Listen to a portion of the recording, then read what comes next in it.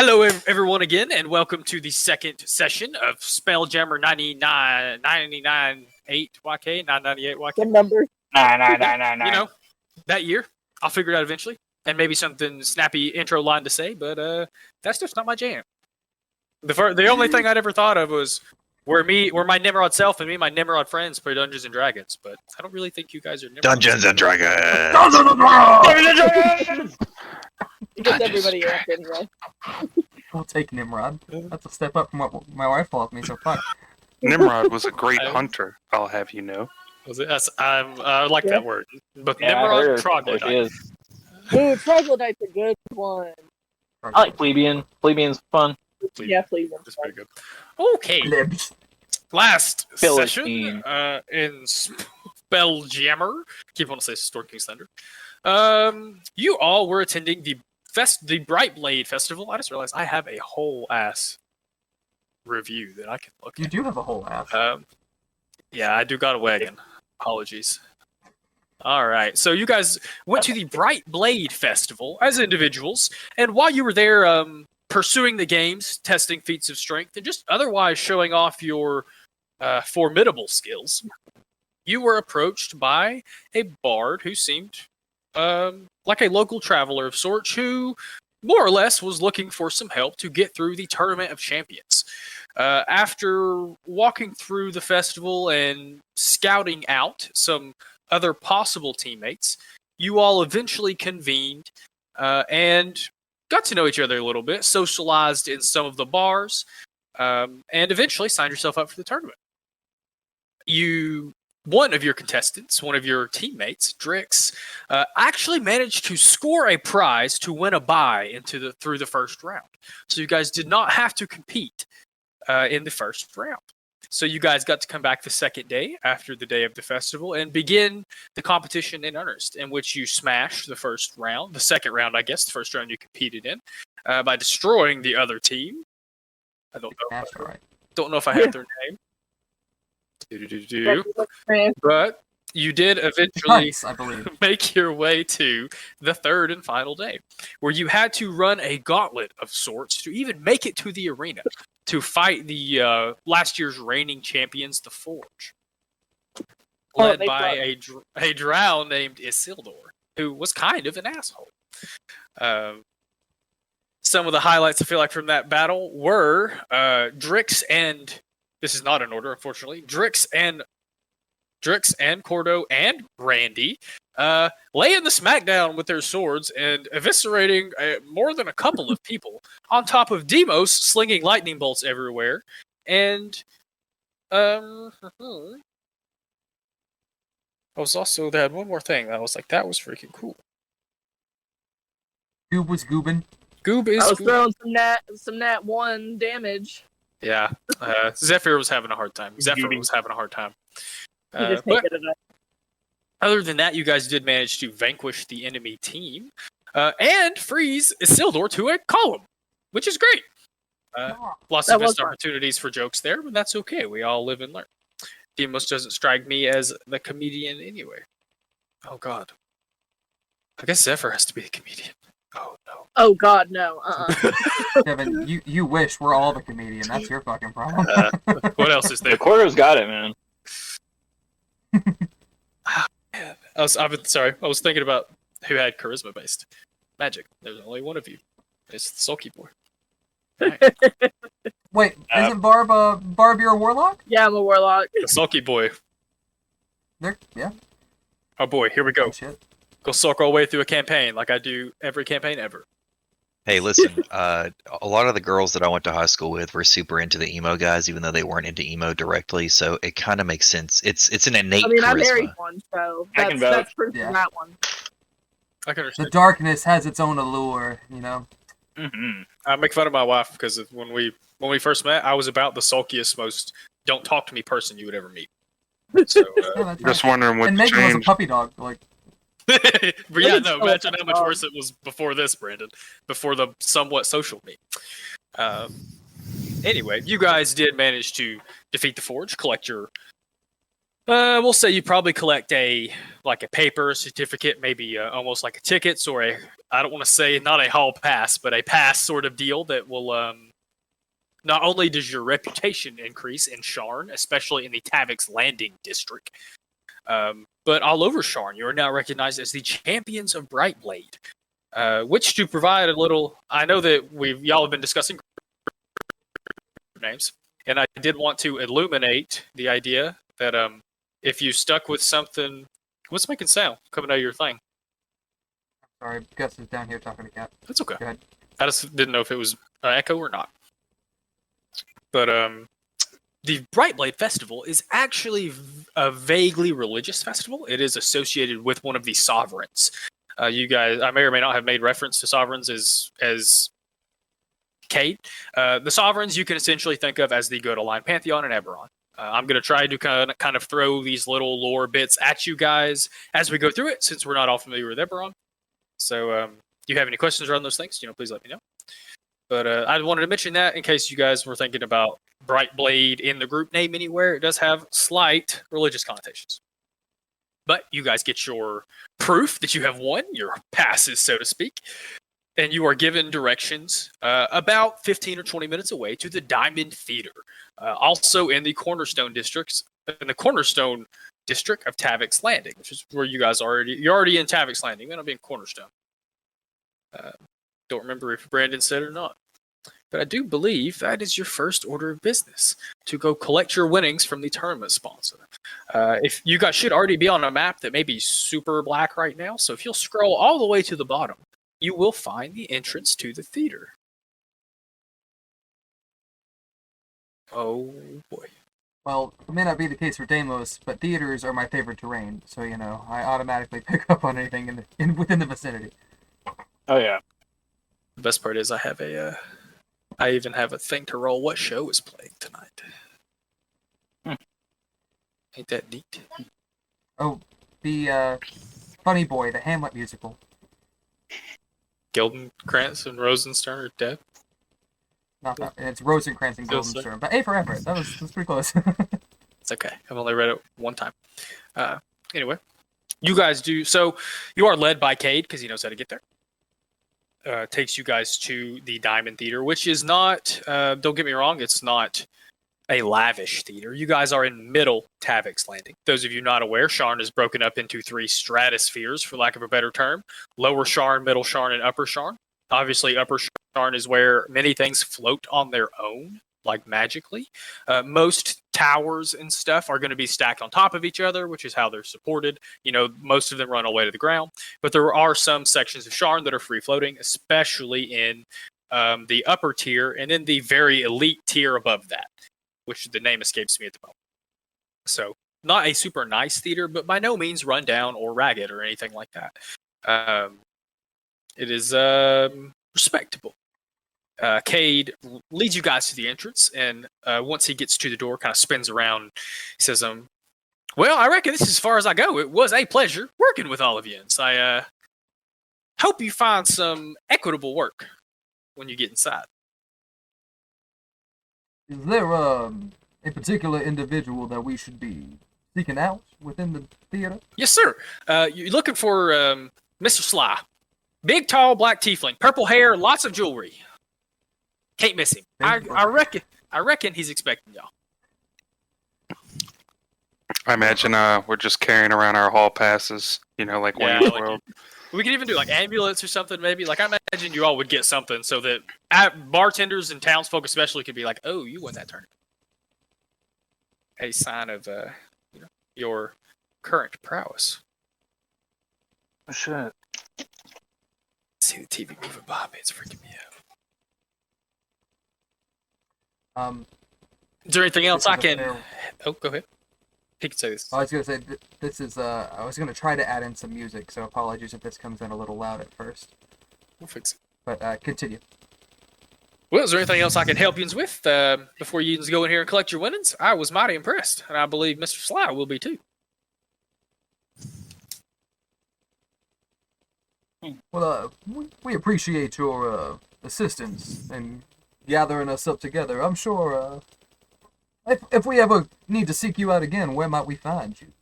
Well, I'll be spending the next 2 weeks at least in the festival in the warehouse district. He gives you a brief explanation, because I don't know if I can do the whole thing in his voice, that there is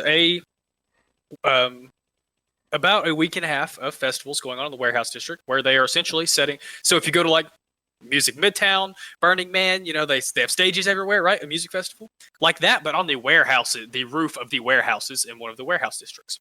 Not all of them have roofs, because this is in Lower Sharn, so the stages are kind of spread out in that way. Not every warehouse has a dedicated roof, because obviously it. Oh, what'd you do? I was trying to add in sound and it's being funky. I'm sorry. It's fine. It freaked me out for a second. We're good. But I'll be over there, working gigs and stuff. I like to fill in for a little bit of coin for people missing bandmates. When I ain't making coin for Mr. Sly. Much more profitable, if you catch my drift.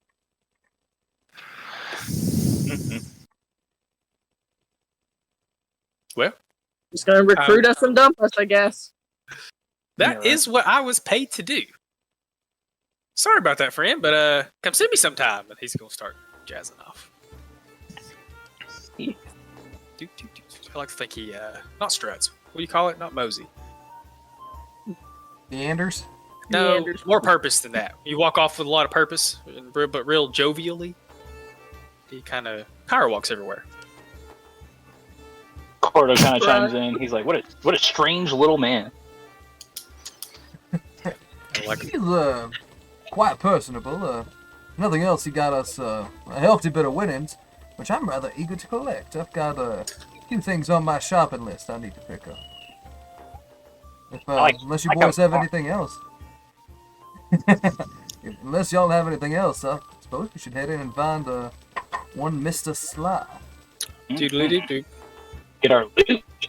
Was there a break between the festival and this, or did we just go straight to it? Y'all went straight from the end of the fight to this. Okay, cool. Just curious.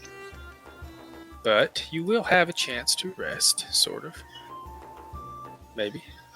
Good, Sorry. because everybody wanted to beat up on the sad boy.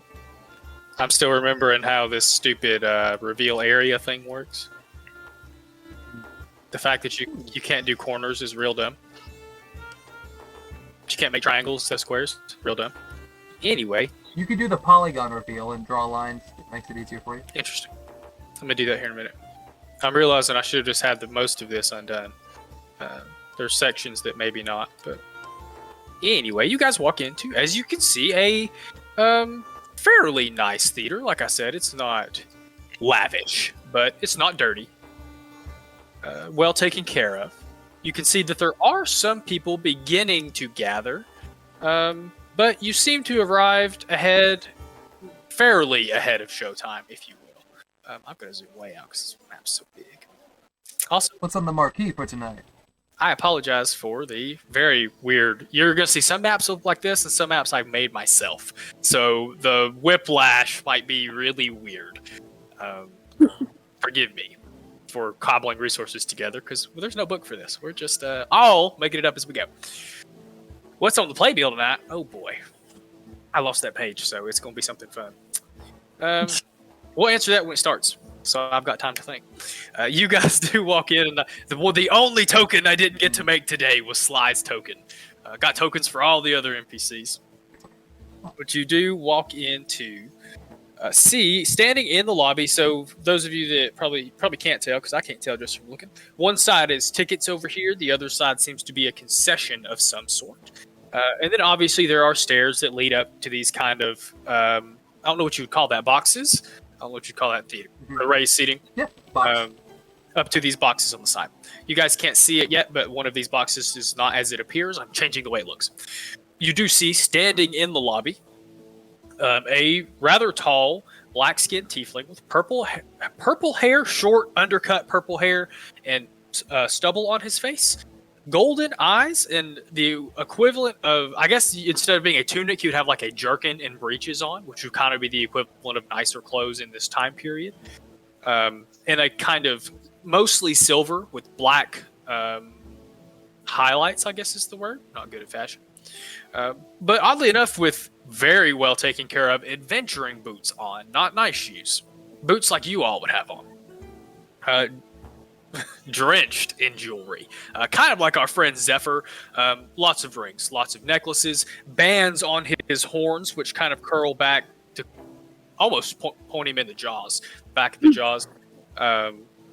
Chains hanging from some of his bands. No facial piercings, but a lot of rings, armbands, arm torques, things of that nature, mostly in silver, rose gold, and some of them studded with amethyst. And he is kind of looking around the auditorium, or I guess that's what you call it, entryway, when he comes in. Y'all can tell I don't remember how to do this, because I can't remember how to describe basic runes. You guys come in. When you guys come in, he sees you all immediately, considering you're a fair-sized group of individuals, and he kind of raises his head a little bit and catches y'all's attention and waits for you guys to approach him. He's behind the ticket counter, is that right? Sorry, I needed water before I tried to do this voice. He's just kind of standing out in the foyer. And as you guys get a little closer, he says, "Well, this is what I was told to expect. It is a pleasure to meet yins, but I assume you're here for coin, and this is not the best place for coin to change hands. If and you all would be amendable, you can follow me up to a box, and we can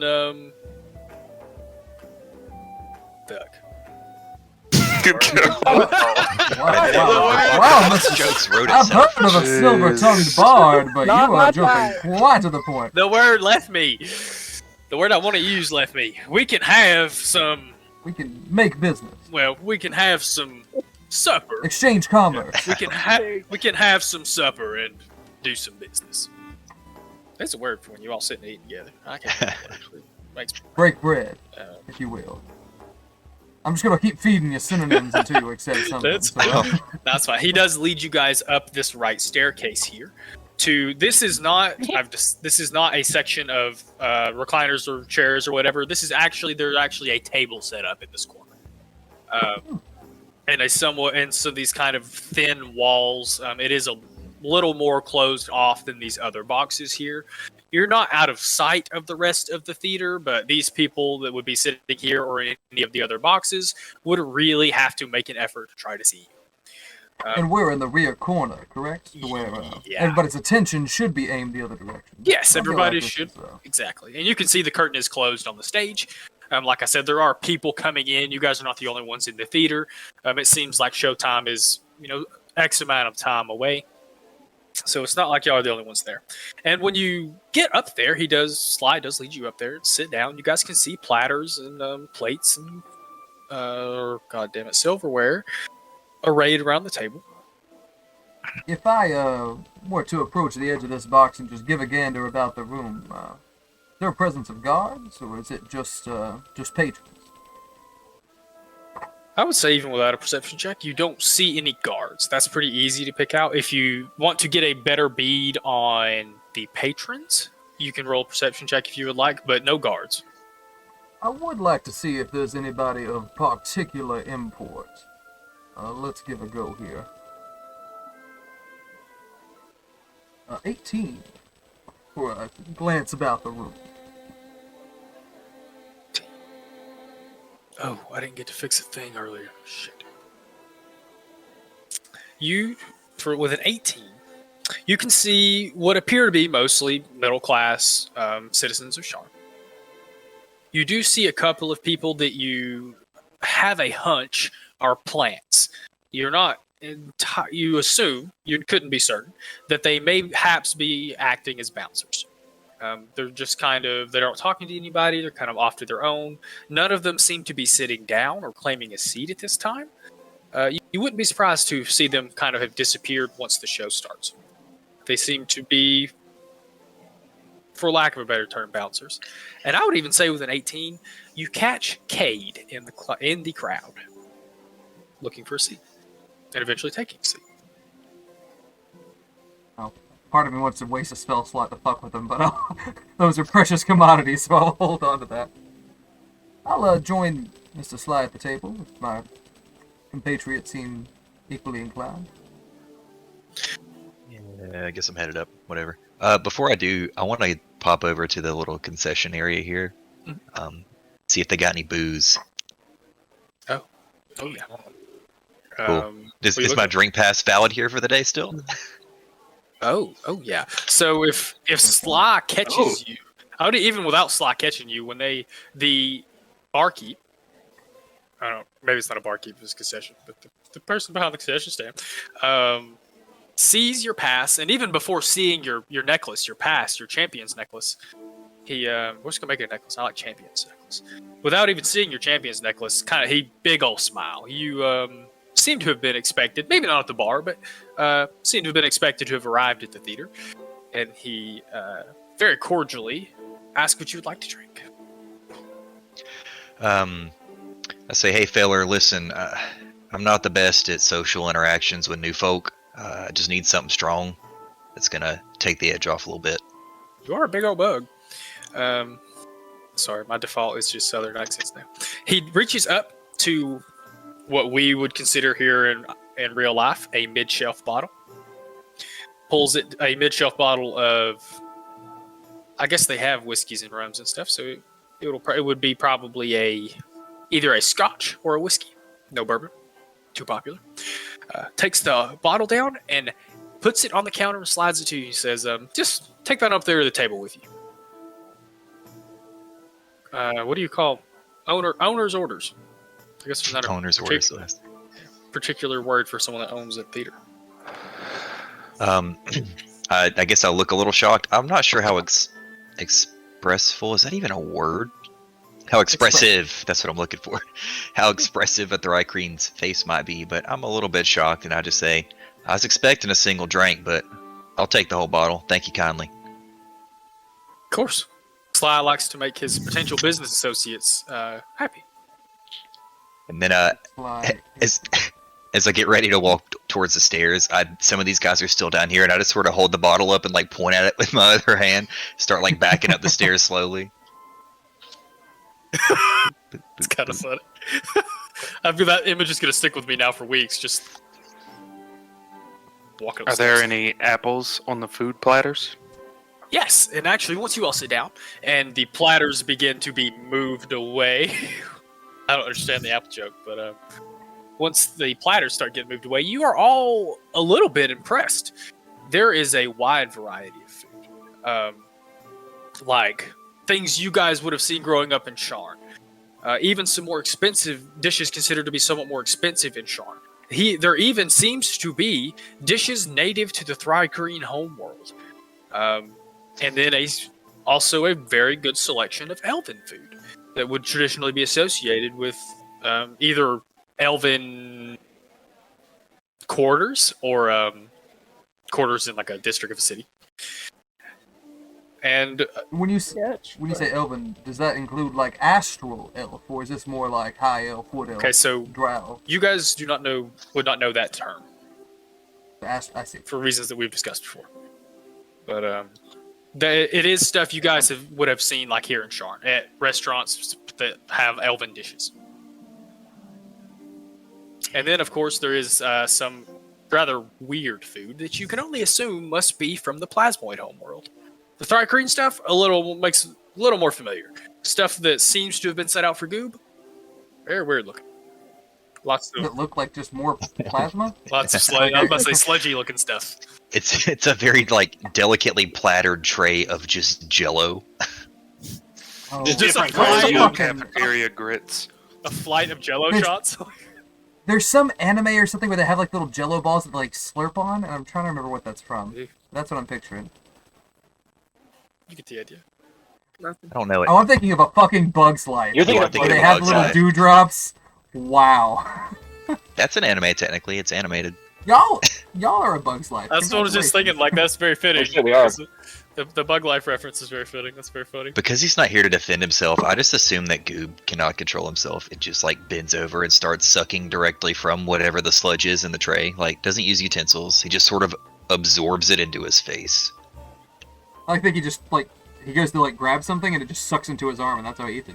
Yeah, like an You He amoeba. can go anywhere. You I see was it thinking- slowly digest exactly. like a jellyfish. his whole mouth moves to his hand, so he can like reach his hand. Does he have a mouth and eyes and shit? I don't think so. I don't think they do. Interesting. Very interesting. Yeah. So, I'm excited to kind of hear his descriptions and stuff when he gets back. Deimos wants to take a million notes on our weird otherworldly allies, but I'll refrain out of polite courtesy. I'm sure we'll get plenty of opportunity to flesh out our off-worlder friends here. This is uncharted territory for all of us. Playing aliens and shit. Oh, so many aliens and shit. Oh boy, so you all sit down at the table. And Sly does give you guys a couple of minutes to eat. He actually starts eating first. Just to prove it's not poison, to be honest. So he does give you guys a few minutes to eat and kind of enjoy your meal. You may all hit the long rest button for this meal, since we've had some, there was a little bit of kind of going at regular pace last session, and now we're going into the gritty realism rest rules. So, question: because we're taking a long rest, do I get to roll 2 more portent checks? Yes. For intents and purposes, this will be considered a long rest. He has specifically laid out a meal for all of you. A meal catered to all of you. It's very nostalgic for many of you. Some of you have not had some of this food since you left your homeworld. Can't believe he brought bratwurst. Incredible. Dry green delicacy. I like to think it's made of like another bug. It's like fucking centipede bratwurst or something. Fried centipede legs. Alright, Seems you're like- essentially equating us to Timon and Pumbaa now, which is, I guess, okay. Yeah. Just eating a giant isopod. Just, There's like spiders on a spit. All kinds of crazy stuff. oh yeah. Like a meatball sub, but it's roly polies instead. I just imagine it's more like giant, oversized crab legs, but of something that isn't really a crab. We crack it open and like get the meat out. Grasshopper. Asteroid crab. Giant space crab lives on asteroids or something. There you go. Is that a thing? The meat is blue. It can be a thing. It is now, boys. Mhm. That's canon. Astral crabs are canon, and they have blue meat. That's what we learned today. I need all kinds of regular space things for y'all to go space fishing with. So remember that Space meat rock when I'm lobster. listening to this. Space rock lobster. Y'all are making me hungry. Anyway, after you guys have mostly finished your meal and however much of that bottle of whiskey, which like once you bring the bottle, Sly even like pushes a glass over to you because he wants some whiskey too. He wants some drink. So Deimos will take maybe not multiple drinks, but he'll have a whiskey unwrapped. So you guys do. I don't know why that word escapes me that I like so much. You guys do have your meal, and a thoroughly enjoyable meal at that. Sly finishes his plate and has it taken away by. I know most theaters don't have waiters per se, but there do seem to be people that move around amongst the crowd at intermission and things like that are kind of running drinks and snacks and stuff. There's not seem to be food like this being brought out to the General seating. Yeah, to the seating. And you guys, as you guys are eating, the seating fills up. The house fills up. I can't remember my words today. And about the time the last of the plates are being taken off y'all's table, you guys watch as the house lights begin to go down, and the show seems to begin in earnest. Now, most of you would be aware, the people that lived in Eberron especially, would be aware that movies, plays, things of that nature, much different here in Eberron than they would be even here in the real world. So, Wait. They have movies? yes, it is going to make more sense. Interesting. It's going to make sense here in a second. Especially Demos, you would know that theaters, play theaters and movie theaters like this are run almost entirely with magic. There may be physical pieces of set that are there for actors to interact with or move on, but they are usually wireframes, for lack of a better term. Everything you see as the curtain is pulled aside is an illusion, which means the set can change very quickly, as if it were a TV screen. I would just try to imagine that the set itself is on a TV screen, because That's actually really cool. it is really cool. That's how they do movies. They just project an illusion onto a wall. I love that. So the theater is very much the same. You guys almost immediately notice that like trees in the background seem to be moving as if there's actual wind and things of that nature. A very cool effect for those of you that may have not ever seen or been in a theater that could afford to pay or had magicians to do those kinds of things, magic users to do that kind of thing. Is it happening right now? It is beginning, yes. The show is beginning. I panic a little bit when I see it. It's all right there, friend. I did a couple semesters helping out the theater department at Moorgrave, and this is pretty standard stuff as far as the set decoration goes. I look at him and I say, I don't know. I saw a few of you doing some flammy stuff, changing fate and slinging things, but this is a totally different level. It is I feel like fortunate set of skills. I'm sorry. Go ahead, Zephyr. no, you're good. I was gonna say I feel like Zephyr, having been from like a well-off family, like wealthy family, this is not new to him, and his favorite thing to watch was whatever Eberron's version of Donnie Darko was. Oh, Someone might have to explain that reference to me later. I would just So- tell Randy, look, the it's art no flick. different than this, and cast minor illusion and put like a small candle floating above my hand, and just wave it away. Smoke I and slap your mirrors. hand. Whoa there, partners.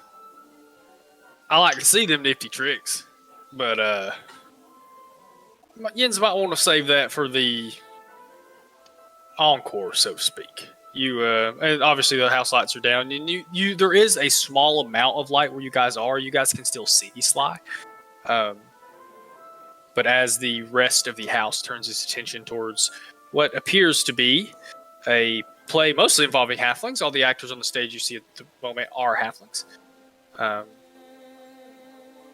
He kind of looks around and he says, "Now, I shush him. sorry, I just thought, sorry, that was funny. I have a question though. You said it's a play of halflings. This isn't Lord of the fucking Rings, is it? It's not. I was about to say, do they get no? It is now. I was thinking more like Charlie and the Chocolate Factory, but No, but now I was thinking the Peanut Gallery. That's what that made me think of. Looking Charlie Brown Christmas. Oh, in the middle of summer. Good job, Devin. Anyway, The oldest thing I've ever heard you reference. I've never seen it. Makes me feel any better. Now, you all may be aware that the tournament champions get a fair amount of work funneled to them.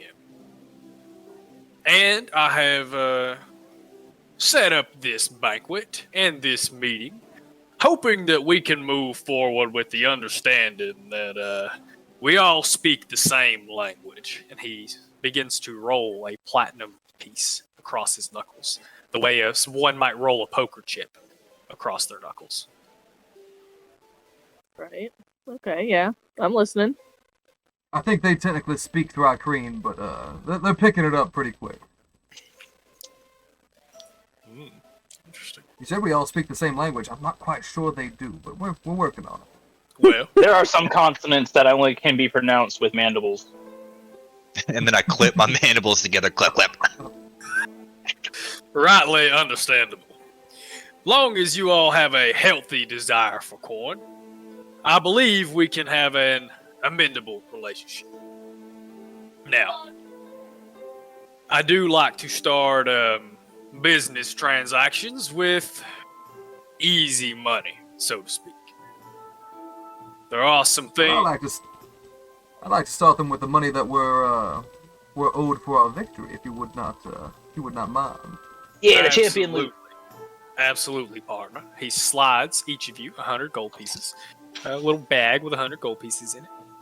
I take that. Yeah, I was gonna say 10 platinum because that makes more sense to divvy up, but it's gonna be bags, 100 gold pieces each. If someone could drop that in our little chat, I will add that to y'all's thingamajigger later. I got you.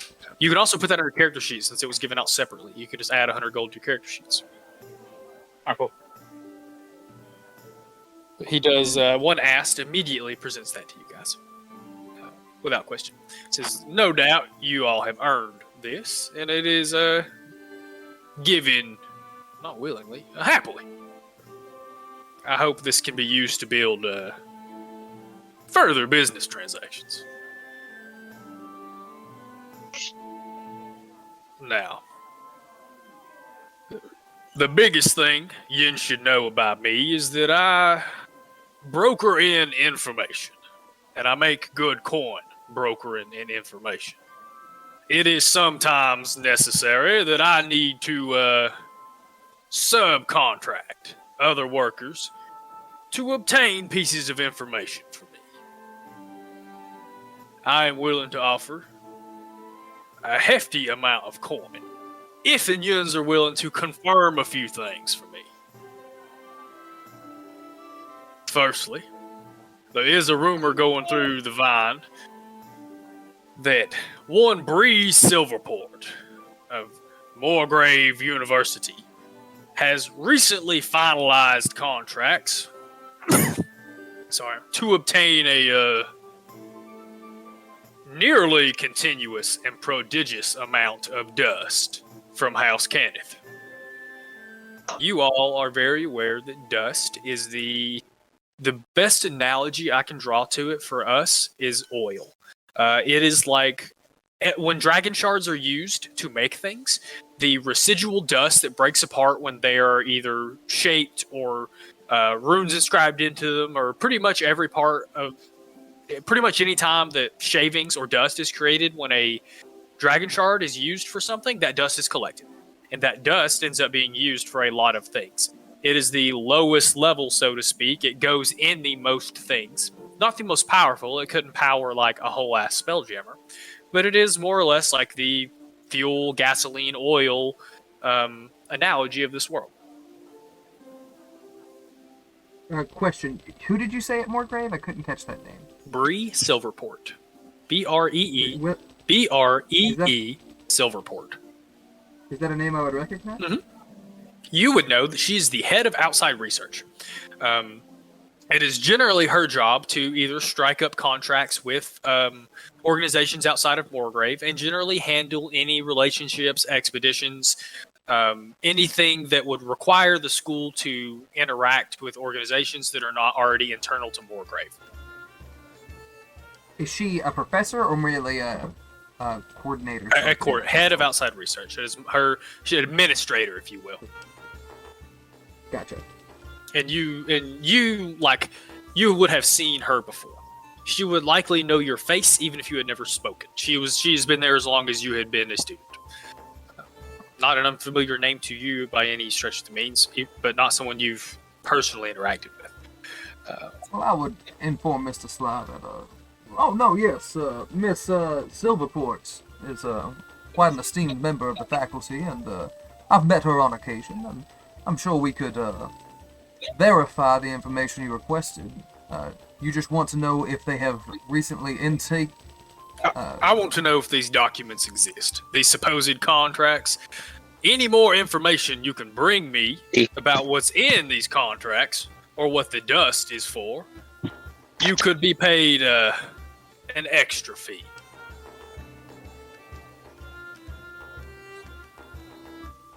And it was House Kenneth that is buying it, or that is selling it? Speaking of House Kenneth, I'm sure you all have heard the whisperings about these mysterious auto gnomes that suddenly popped up a few years ago. Funny that they found a way to create these things without the forges.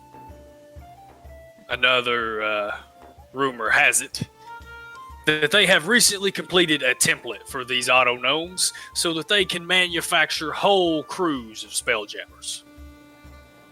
Yens that came from off-world might could understand the amount of jobs this could displace, should they manage to manufacture crews in this way.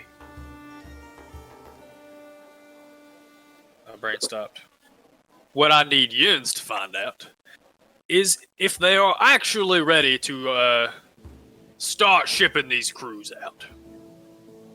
It's my understanding that they already have some made and are simply awaiting the right paperwork to begin shipping out these crews to other houses. If you're into the economical side of things, you could see how potential monopolies are looming. And he'll give a little bit of a look to Goop.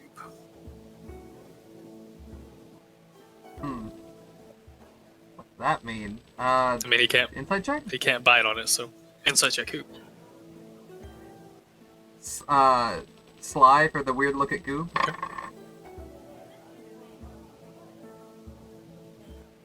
$16. Okay, that's better than I thought. Okay. So is there not a way, and I was trying to do this earlier and I totally messed up, is there not a way that I can whisper all of my rolls? Like set it to auto whisper my rolls? So if you hover over the dice on roll 20, you can hit the GM button and then roll. I don't know if it does that I don't think it does that every time, but Okay, to start. I thought there was a way to do that. It says if you do /W name message. I thought there was a setting so that like when I clicked the monsters and stuff in D&D Beyond, it would whisper those rolls to me so that I'm not having to roll physical dice and do math and stuff, but you guys can't see them. There is a setting, but I couldn't tell you where to find it quickly. I'll find it later. I'll find it here in a minute. That didn't work. I'll find it here in a minute. So he did roll very well. He's really hard to get a read on. You get the idea that he does this a lot as far as conversing with strangers and conversing in general. But you don't detect anything malicious. And if we refuse? Then I guess I send Cade back out. Now, you don't have to bring all of this information back to me. You bring even one of these back and you'll get your coin. Even if we decide not to move forward with our relationship. Now, there is one more thing I have heard. I sound like Demos. This was not the plan. One more thing that I have heard that I would sorely like to know. It's being said that House Tarkanen has recently obtained a very large amount of dust. Supposedly, they are moving it sometime soon. If and y'all can tell me where it is being moved to, there will be coin in it for yens. Now, I don't need the building, or the corridor, or even the city. You give me even just the country, the moon, any area for mostly certain. I have resources that can help me find the rest. I think hearing that, Randy's gonna look over for a second, sort of questioningly, and ask, "Why are you so interested in all this dust, and what do you want to do with it if you get it? Are you trying to monopolize something yourself, mister?" You misunderstand me, friend. I have no interest in the dust. I simply want to know. The information is the only thing that interests me. It's the only thing in my realm of expertise worth any coin. And I assume it's too much to ask who you're selling that back to for a higher price. If and you guys would like to know that, there would have to be a little more red tape involved. He lifts his wrist, and you guys watch some of his bangles fall. And you can see that around his wrist, kind of picture Lord of the Ring, like the script around the ring, but not quite as flowy, definitely not elven, of a red band, it looks like a tattoo, of runes around his wrist. Echo, you know that this is very often magic scribed into contracts. If he were to break any part of said contract, the contract holders would be alerted immediately. You also know that some of these come with immediate consequences. An unbreakable vow. No, yes, I've read about this in some tomes. I ain't signing nothing without my lawyer present. He says, and that is much of my reasoning to start y'all with easy money. You bring back this information for me. We can discuss a contract that does not involve these folk. One between you and I for a much more nominal sum. So just to be clear here, there are 3 particular bits of information you wanted us to acquire. You want us to speak to Mrs. Bree's Skullport to make sure to find out where Kenneth is selling their dust. Silverport, and you don't. I don't care if you talk to her. You said Skullport. I don't care if you talk to her or not. I don't care how you come by any of this information, as long as it doesn't incriminate me, obviously. You also want to know if Kenneth has crews ready to ship out of their autonomy. If they're ready to start. Here, I'll go over them out of character real quick. Why Bree Silverport wants this dust, what it's for. The big one for that one is if those contracts actually exist or not. And if you can figure out what the dust is for, he implied there would be a bigger monetary award. The second one was to confirm whether or not House Kenneth is ready to ship out these automated crews or not. The third one was to figure out where House Tarkanen is shipping some dust that they recently obtained. Where being pretty vague. He's definitely not looking for an extremely detailed location. He seems to be prepared to handle the rest. He's awful nosy. It's my job. By the way, this whole time... Meta-wise, would we be familiar with House Tarkanen? Did you replace one of the Eberron houses or just add to it? It is an Eberron house. You should all... It's not a dragon-marked house, but it's... You should all be vaguely aware that it's a criminal organization. Oh, okay. Yeah, I think Drake's did some thug work for him a little bit, but he's not really affiliated. By the way, this whole time, while Deimos has this huge scroll on his back, he does have a book that's clasped on his side, and he's opened it up under the table and is just furiously taking notes. And that's sort of why he's somewhat dangerous in my line of work, but I respect the get after it. Well, I've got my own sort of cipher that I keep things locked tight in. So anybody could pick up the book and read the shapes, but they'd be hard pressed to gather a meaning from it. Those of you looking over Deimos' shoulder can see that's not true at all. He's fucking starts scribbling stuff out fuck. If and y'all is amendable to this arrangement, there's no need to sign anything today. I give yins a week. If and you ain't back by then, I will assume you wasn't interested in the coin, and I will search out more subcontractors. Is there any job that pays more than the other? You bring me back at least 2 of these pieces of information, and I will give you one that pays much more. Assuming you're willing to go through a little bit of tape. Nothing to do with this tape. Between you and I.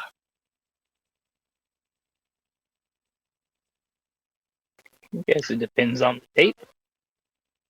We can discuss that if and y'all return. I do imagine we will be back quite swiftly. I think we have a reasonable lead on one of these particular rumors. And given our displays of skill and expertise, I imagine you'll have answers quicker than you'd think so. Now that is what I wanted to hear, partners. I hope this will be a lucrative relationship.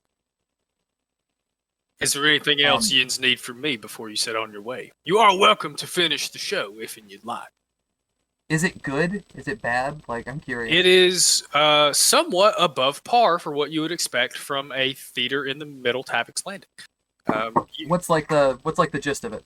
Is it a romance? Is it an epic? Is it a... Yeah. Obviously, I don't like comedies, so it's not a comedy. I was trying to think of a play to... Says my fucking stage manager for a goddamn comedy. In my defense, I did not know what the play was till we started. That's my fault. Look at it, King Lear. It's King Lear. King Lear. You know what? Fuck it. It is King Lear. Storm King's Thunder is Okay, no, it's Storm personal King's headcanon. Thunder. Well, I was thinking Sword King's Thunder is King Lear, so it's just that story. Like it is. love it. Does seem to be about a king who is displaced from his kingdom by some what's the word I'm looking for? From disgruntled family members. Doesn't have to be daughters. Maybe some mixture of King Lear and Hamlet. It is, like I said... I think the artistic decision to cast halflings as storm giants is truly groundbreaking. That is very progressive for Eberron. I do appreciate that. And again, you do see that for the giant characters, I guess you guys wouldn't see this. It's very weird. There are some voices that definitely are not rolling, thundery voices, but there seems to be some illusion magic going on to make the giant characters much bigger than the other actors on stage, as well. And then you also watch as. I guess I like to imagine you guys are wrapping up around intermission, and you guys kind of turn in time to see what appears to be a very well-made illusion of a white dragon tearing up a very large iceberg base. You guys get to kind of enjoy a very action-filled cutscene, so to speak, of this dragon tearing into a unfamiliar-looking base. Oh, this is my favorite part. There's actually some werewolves on that iceberg. You can't see it, but they're making their way off right now. This is fascinating. Slides over here like, how the fuck do you know that? Didn't say that out loud. If and you guys choose to stay, you do get to watch the fictional Lords of Nightstone prevail against the they're gonna stop at the play stops after they free Hecate.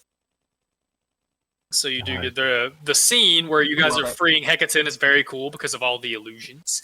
Definitely, you guys kind of get to there. It's lots of artistic liberty. You guys actually go underwater, and like the stage looks like it's filled with water due to illusions. While the Lords of Nightstone are doing battle alongside Hecate with a giant kraken. Also looks very cool thanks to illusion. Oh, now, if you look carefully, the one in the shiny armor with the sword that keeps blasting off sunlight, he's gonna drop. He does that every single fight. It's pretty consistent. It's incredible. His stage combat is truly top notch. Spoiler alert. I wonder if the big one will rage. Shut the fuck if you all so choose, you do stay to see the end of the show, which gets I don't appreciate that one's use of red face for what was his name, Arkanox. You know, that seems a little distasteful. They should have just got a dragonborn performer. Well, see that, but that's the thing. Even if he wasn't, he's probably illusioned to look like one, even if he's not. I love the concept. Well, red face illusion. Okay, I'm sorry. That's one of my favorite parts of Eberron is the whole like illusions for the use of entertainment. I just think that was one of the first things I ever read about Eberron. Thought it was fucking cool. I'm all about it. I wish I had more time to wish I had been able to think up of a show, but I was too busy trying to figure out how Sly was going to con you all into finding out this information. And not really con. The use of the word con is not appreciated. No. Before we leave, though, like during the play at some point, I get a little bit comfortable when I look over and telepathically I mentioned to Sly, I'm like, brother, you asked for all this information from us, but I need something from you. You and this one over here. And I sort of broadly gesture towards our little emo friend, and I say, where's your club meet, and how do you coordinate your outfits like that? Oh boy. I tell you what, House. You bring back a shop called you bring Hot Topic's a good one. You bring back some of this information I'm asking about. You can have your pick from my closet personally. He does not appreciate that at all and has absolutely zero desire to dress in any way, shape, or form like this. His body shape is not even the same. Like I don't. Like, yeah, we don't even wear clothes, man. I mean, I figured the jewelry and stuff would all still fit. He's just trying to be nice. He does. Yeah, clean that closet out. That's a fucking chunk of change right there. Yeah, I think my response is more or less like, yeah, I haven't quite mastered the playful jab yet. Sorry about that. You can continue or not. Years of practice. Years of practice. He says this part out loud. Is there anything else I can help you with before you go? Well, I do believe we will be leaving it in a mission. Or no, did we finish the show? To you guys. Did we finish it? Y'all can... Can I ask? I've got a good friend of mine that I think would really enjoy this performance. Is there any way I might be able to get a comp ticket of some sort? Or purchase one if you're a little more reserved with those. Slides you ticket How much? out of his pocket.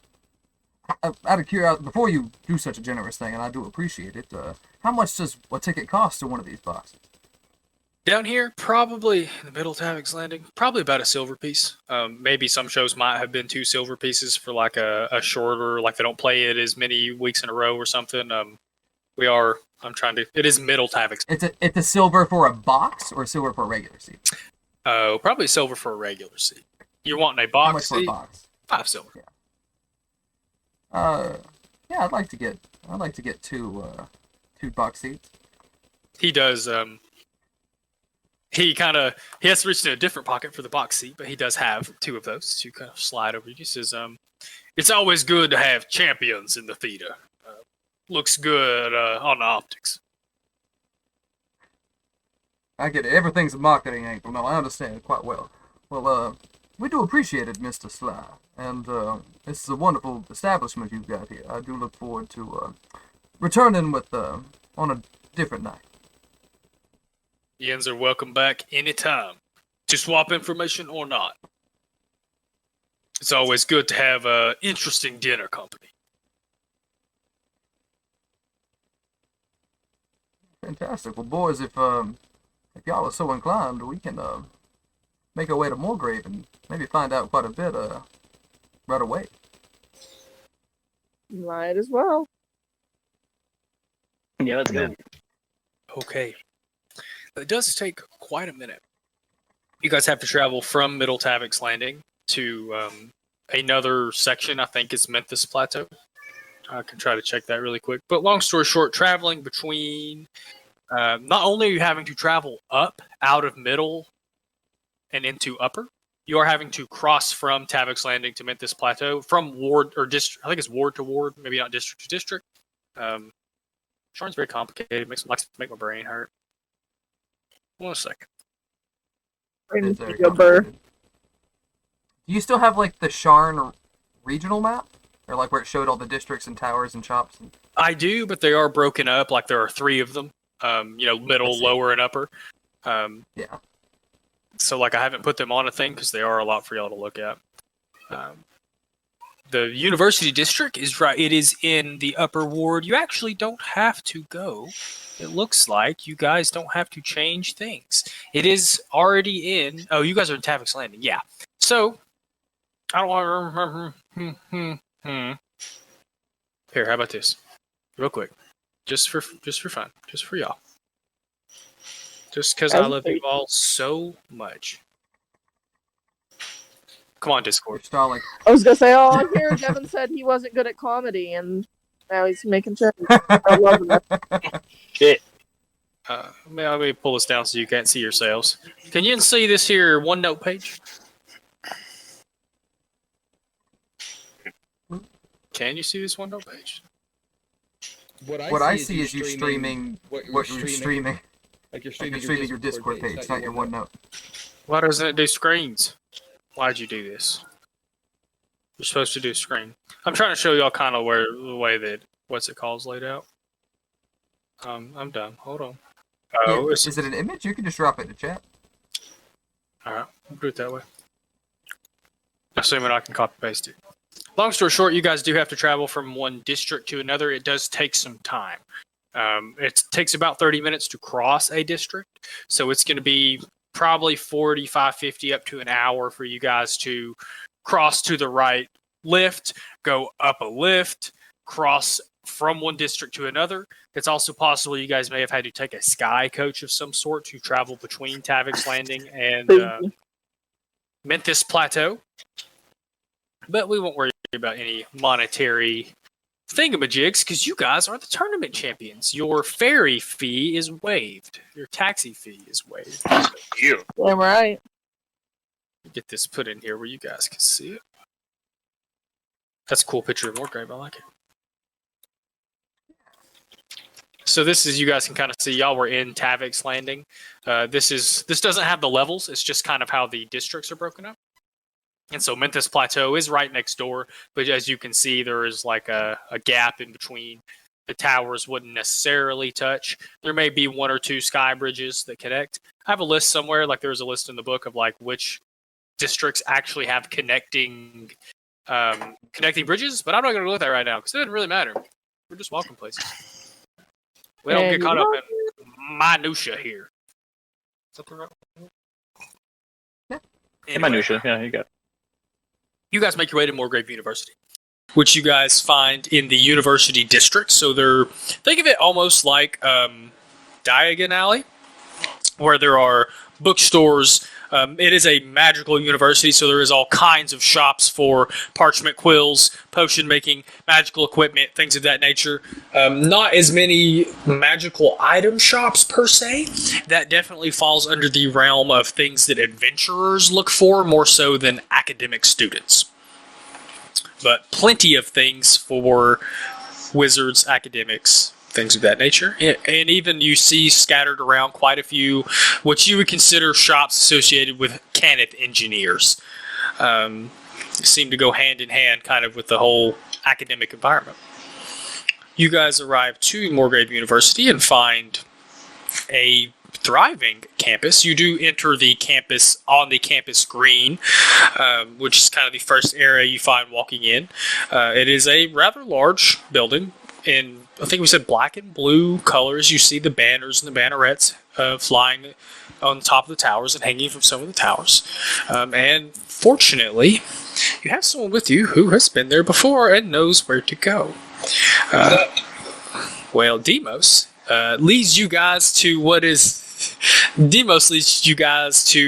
knows to kind of be the general thoroughfare, so to speak. There are several, not student hangouts, I had a word for this, study halls, if you will, places where students can sit and relax and socialize or study or things of that nature. And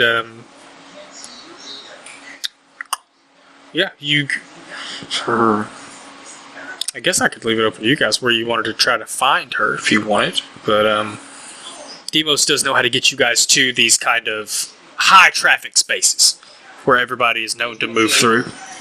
Being familiar with, I keep calling it Professor, but that's not that word. Being familiar with Silverport, I imagine that I would be able to know whereabouts her office or quarters might be. You do. Go to. Oh boy. Everything turned black, right? I hope so. Actually, the worst time. Shame. Let's see here. Alright. So if you look to your left on this map, it should be coming right open here. Think. Me. I'm going to fix this so y'all can see some of this cool little background map that I found on the internet. It's supposed to look like towers and shit. First of all, level Hexgrid supremacy. Hexgrid is cool. I hope you guys can't move, or I hope I can't move any of this shit. I hope I sent it all to the. This is an example of a map that I had to make, so I apologize. It does look very much different from the ones that I yank off the internet.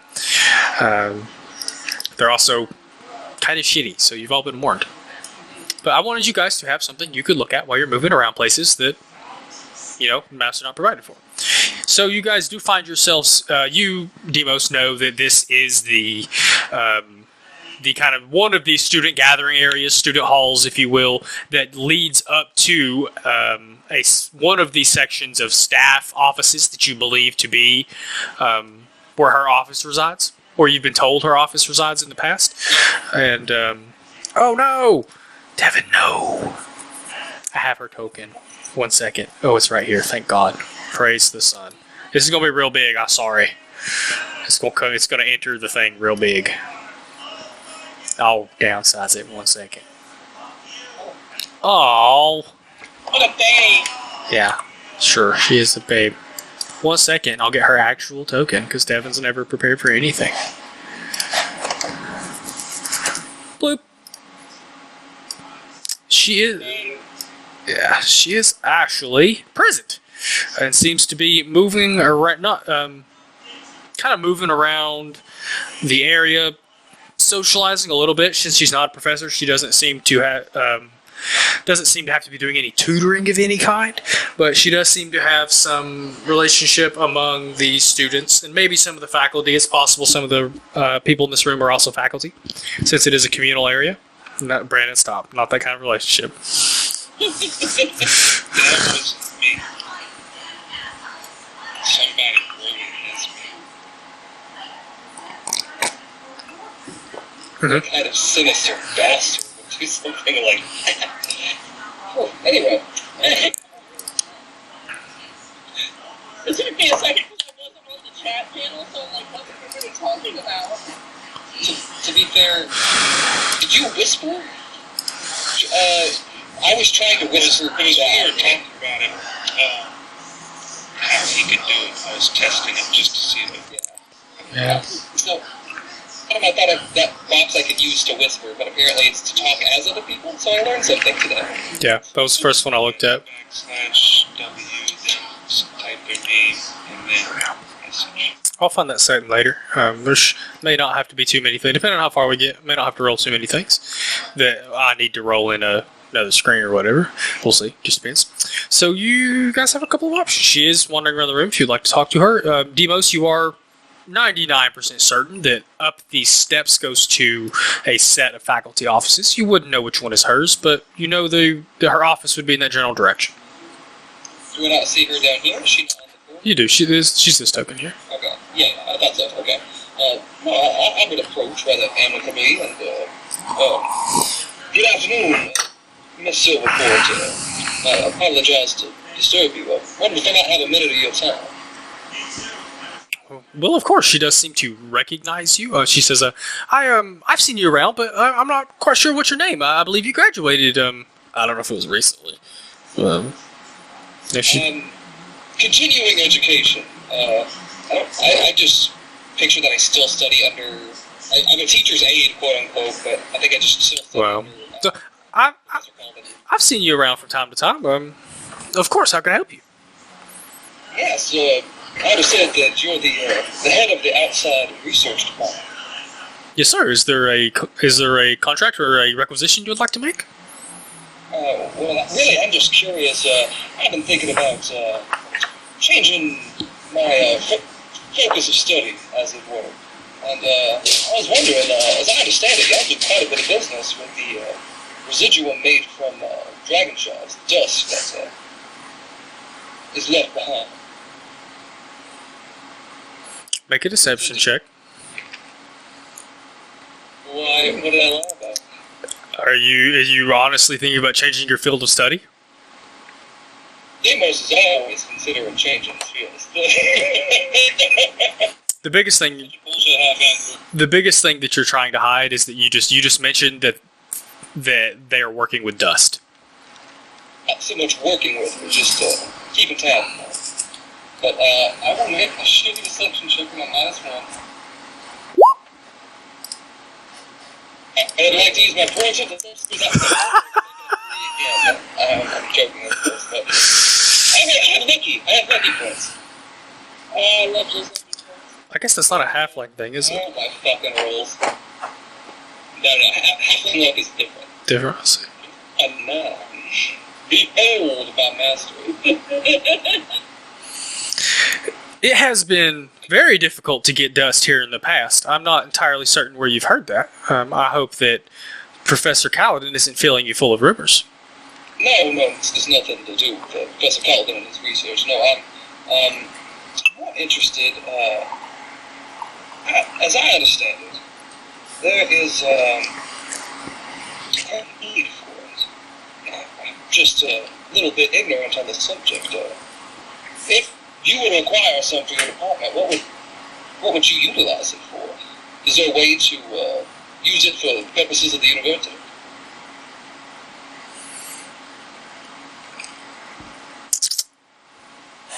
I think this time you can make a persuasion check. Let me check some stuff here. I'm a work dude to have a point. Yeah, I mean...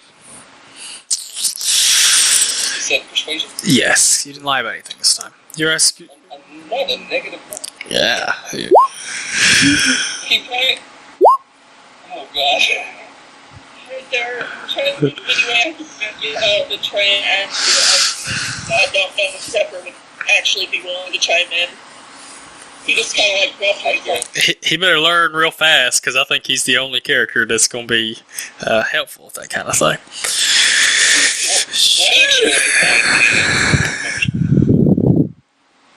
The area to the north that was also magic, is it on there?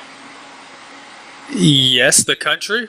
Yeah, there is a country north. Undair and Sharn are both Undair and Breland are both rivals. There is a country in between them, but yes, Undair is to the north of Breland, which is where Sharn is. There is another university there that is it is considered the premier academic learning institution in the nation. I would, since he's not doing too well, let's see. Just come to our attention that we've heard rumors that Undair is acquiring dust to further magic and its abilities of its students.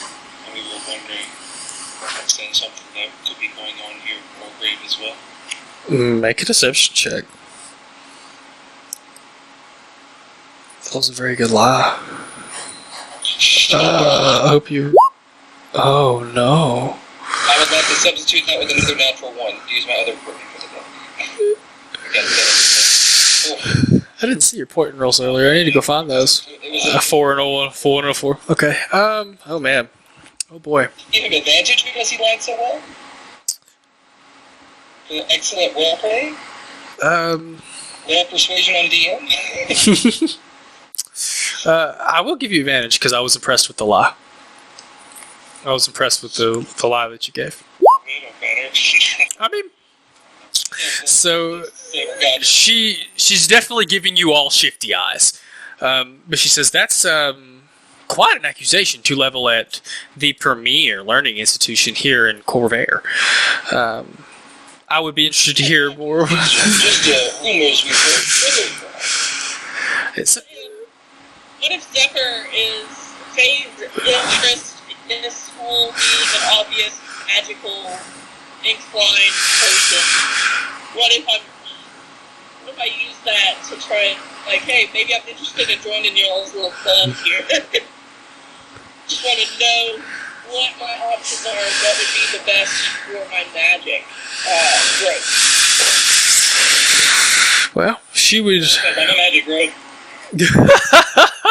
You say that, and she kind of looks up and sees this fungi growing out of your head, and she goes, "What? Oh, what what on earth is that? That is quite interesting, actually." And she like walks a circle around you, looking at it. I've never seen. Tell you more about it if you could. Exchange of information is what we deal with here in Morgrave. Intellectual tit for tat. Intellectual titties. Corey's like, yeah, I'll let you probe me. That did not sound like you. It can talk. It has its own personality, I should say. Fascinating.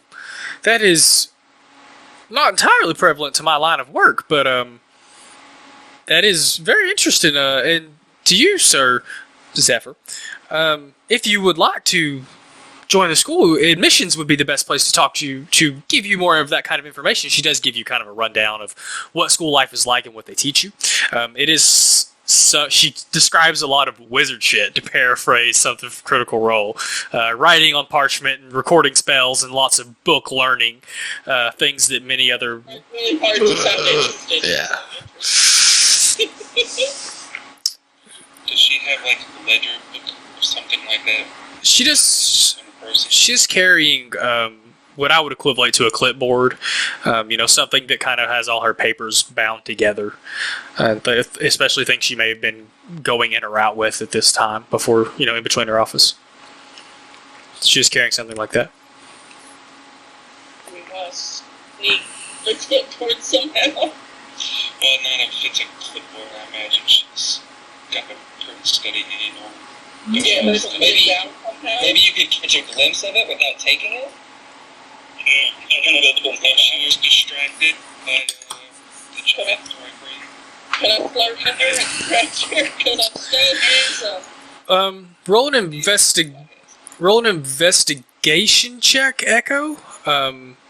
Investigation. Yeah, for like while she's walking around Drix and Cordo, you kind of try to crane your head to see what's on her clipboard. Yeah, that's a really sucky shit set of rolls for you guys. Roll 20. And we're still level 3, so. Yeah, y'all are sucking it up. I hoped yours would be better than perception for you. That sucks. You are looking for something specific. What is your passive perception, Echo? I'll have that written down. Tell it to me anyway. Mine is 13, if that helps. Okay. I would say that between both of you, like you guys kind of try to look at the clipboard and then you kind of side-eye each other while she's walking around Drix. It does seem to be some kind of calculations. Demos probably more than Echo would understand that they are calculations. Echo sees a lot of numbers and number crunching.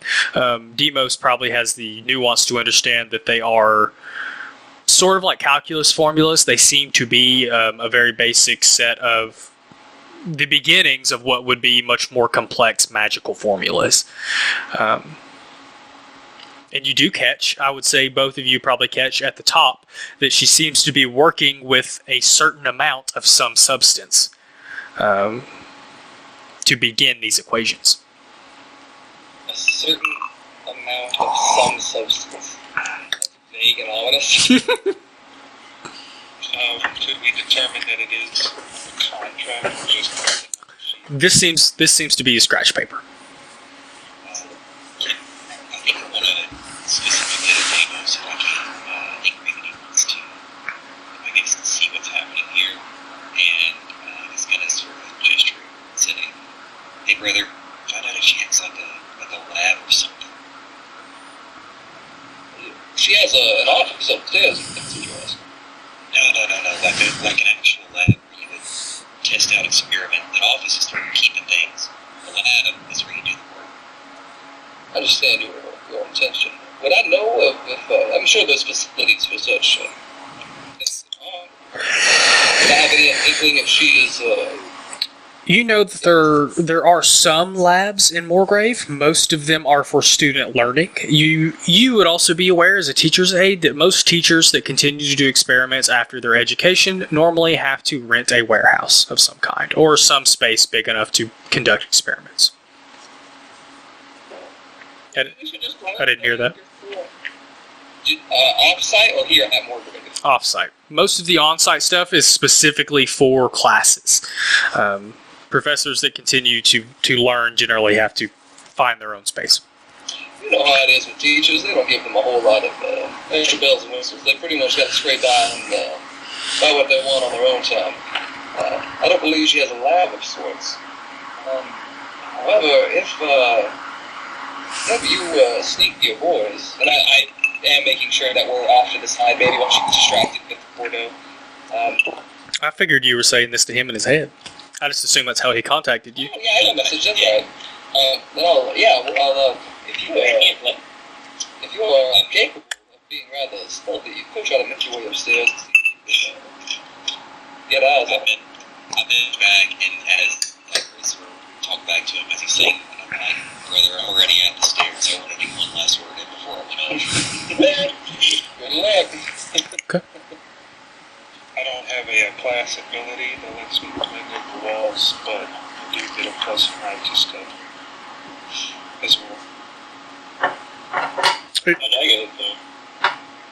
Okay. Are all three of you going? One or two of you going? How many of you would like to ascend the stairs? Part of us need to distract her. Yeah, I'm still there, letting her cook it. Okay. Solid plan. Very good. I will stay down to help keep her occupied and engaged, and just throwing out different questions like, I wonder if it's parasitic in nature or symbiotic, or just try the questions for each one of her curiosities to keep it to it. Oh, So, Echo and Randy, you two slip up the stairs. Go ahead and make a stealth check for me, just see if she notices you leaving. Her check to see you guys is going to be severely reduced because of the distractions by the other three. Very. You guys feel confident that Demos, Zephyr, and Cordo and Drix have done a great job. She seems very enamored with Cordo when you guys slip up the stairs. Thankfully, you don't have to be stealthy going up the stairs. This is a public domain. You do. Oh, here. Let me show you. So I didn't do every single floor between where you guys are and the office spaces, just because got shit to do. So you guys do walk up a spiral tower to what appears to be up above the floor above this seems to be another social space. You do eventually go through what you assume to be dorms, and after climbing a couple of floors, you guys do come to a somewhat thicker, more secure door over here on your right. I can't ping anymore. Over here on your right, which is not locked. If you guys try it, and you do, you gather from the change in scenery. No. Oh no, guys. Some of this stuff is not sent to the map layer, so I apologize if shit starts disappearing or moving around. So you guys do, after kind of peeking your head through, you do find what you gather to probably be staff spaces. It is not much nicer than the student spaces, but it does seem to have a little more decoration and things of that nature. Would you guys like to proceed? See anything with their name on it, like above a door? Silver board. You guys would have to proceed deeper into. I can't ping anymore. Deeper into this section. Oh no! Send this to the map layer, please. I will also, as they just go up the stairs, just pop up the message. Be cautious, by the way. These are powerful arcane individuals who might have safeguards against such intrusions. Just keep an eye out. I guess roll perception. Looking for any people. If you guys would like to first roll a stealth check, and then come to here, I can reveal the rest of the room, and then you can make that perception check. Well, now that you guys are in a place you necessarily shouldn't be, ooh, looks like a pass and a fail to me. Interesting. For a group check, keep them around up. Be merciful. So, you guys do manage to find a series of doors that, while not named... Welcome. Yeah! Yeah. I forget what the other one says. Oh, here there be dragons. Yeah. Here be dragons. Yeah. That's my office. So you guys do seem to find what appear to be teachers' offices there. Between the welcome mats and some of the decorations, you guys imagine these are faculty offices. They definitely seem to be from the outside. Which one you choose is probably up to you. Did any of them have windows or anything that allow you to get any sort of peek inside? You can't see any windows from here. The doors themselves are solid. There's supposed to be a fireplace in this room too, but I didn't have time for that. There's not the identification for which professor has which office. They all know where their office is. But for students who come to their offices, when they need to know. They get told where their office is. Yeah, they get told where their office is. I feel like nameplates is a little bit of a modern thing. Is this all state? Well, that's not true. Well, that's not a good one. There's been Pompeii motherfucking nameplates. So question. If this is not all the staff's quarters, is this just for her department? This is just a section of them, yes. There would be others, and because there are like 4 towers that surround Moorgrave, and there is probably housing and staff offices in all 4 of the towers. So, do I know anything from what Professor called it? Have I ever been in this indication towards which space it may be? You actually know that Professor Colin has a Here Be Dragons mat in front of his office door. Well, if that's Professor Calden's office, then I've been in this space many a time, I imagine. Mm-hmm. But you're not up there. You can't see any of this. If I knew that there were 3 doors when I was down there, I would have told them. So you guys know that the furthest door is Professor Collins' office. Okay. I was gonna partially try to rule it out anyway. Did we discuss it all, like, so we can see? Did we discuss, like, what range she is or anything? She's human. I feel like below the mat's pretty human kind of thing to put down, personally. First of all, that's racist. Second of all, Kate's tally, it's fine. Since you humanoid. since you said that, That's their name. I will say you've got to stop with this jokes. I'm sorry. That's mammals.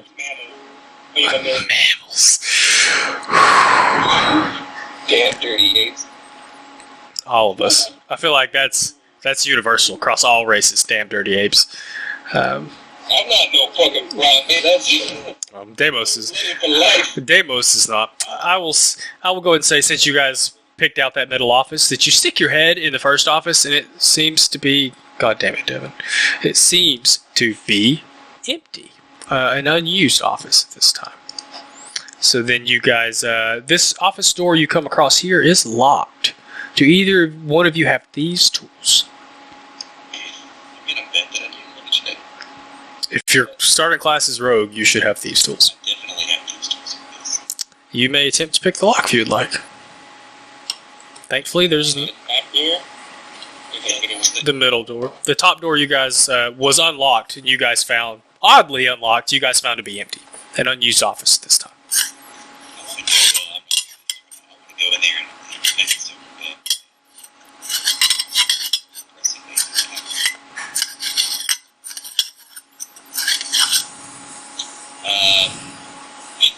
Okay, whatever. I'm gonna look over and echo and I'm gonna say, I think we have time for a detour.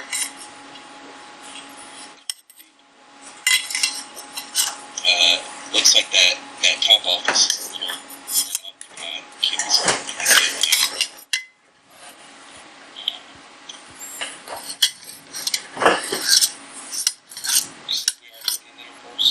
You stuck your head in there. Just to see it was empty. There's a desk in there.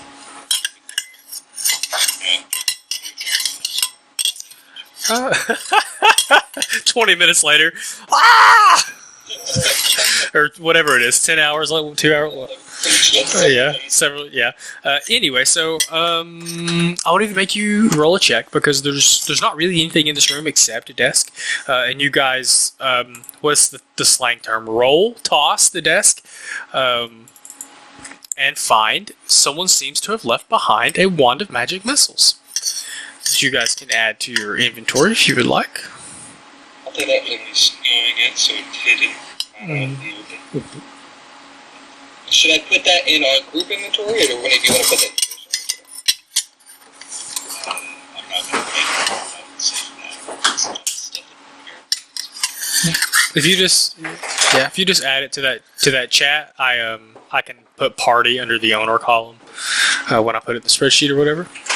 And when we decide whoever wants to hold that, I'll change that later.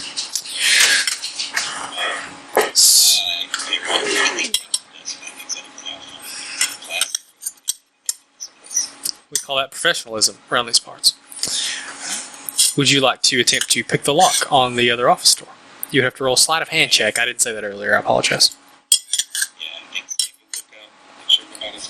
Yeah, buddy. I'm a little curious what you all are doing down there to continue to distract Miss Silverport. She starts to lose any interest in Cordo. I try to distract her with you, and then if she starts to bait on that, I try to distract her with, is this normal?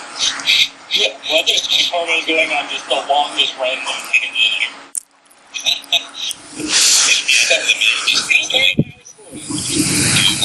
Throws an arm out of where his head should be, and just like starts giving it weird stuff. Okay. I'm sorry. Did you roll that? I didn't see it. No, I haven't. So very often I may need you guys to call out your roles. I may have the role the screen where the roles are. I may have that hidden so I can see the map. I may have notes over top of it. So I'll try to help you guys remember. Please call out your roles. I was about to say, Echo, you go to turn, you do a sweep of the room, and you barely finish your first sweep of the room before you hear click, and you guys slide into the office, not her DMs. Bloop, bloop. So, and you see a potted plant, a desk in her chair, a rather large bookcase, as well as a small wine rack in the corner. Oh, these back here, I know it's kind of hard to tell with these weird assets I'm building with. These are actually stained glass windows. Demo! No. Cordo! Odd or even?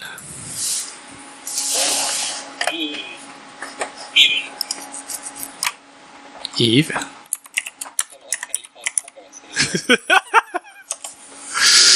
Oh. Bree kind of finishes her examination. She never touches you or anything, but finishes her very thorough look at Cordo and kind of pulls her clipboard to her chest. She says, well, this has been absolutely fascinating, but I do have quite a bit of paperwork that I need to do. It's been a pleasure meeting you all. I don't believe I got any of your names. Well, my name is Demos Delacour Grimoire. Delacour, we hail from the segment of the continent to the northeast. You might be familiar with some of the more swampy terrain up there. That's where that part of my family is from. However, the Grimoire, we actually come from the continent whose name I forget now, where the Draconians are originally from. It's rather fascinating, actually. You see, my father was a brass traveler, as you see, but my mother just made the longest explanation. I have all three investigation checks. During those packs, Drake sends a telepathic message. He's like, alright, boys, wrap this up. Do you have to be able to see them to do that? You do, I think it's within letter. Well, they can communicate to... You just have telepathy. If it's telepathy, I think it's within range. I think it's a thing. I think it's like they specify something with their green notes. You have to be able to see them within 20 games. Yeah, I think that had to be something like that. I would have to look at y'all's sheet, which I may not be able to find quickly. For the message spell, I think you only need to know their direction. But you also have to cast it in front of her. I love how whitewashed my face got when I changed to a much wider screen.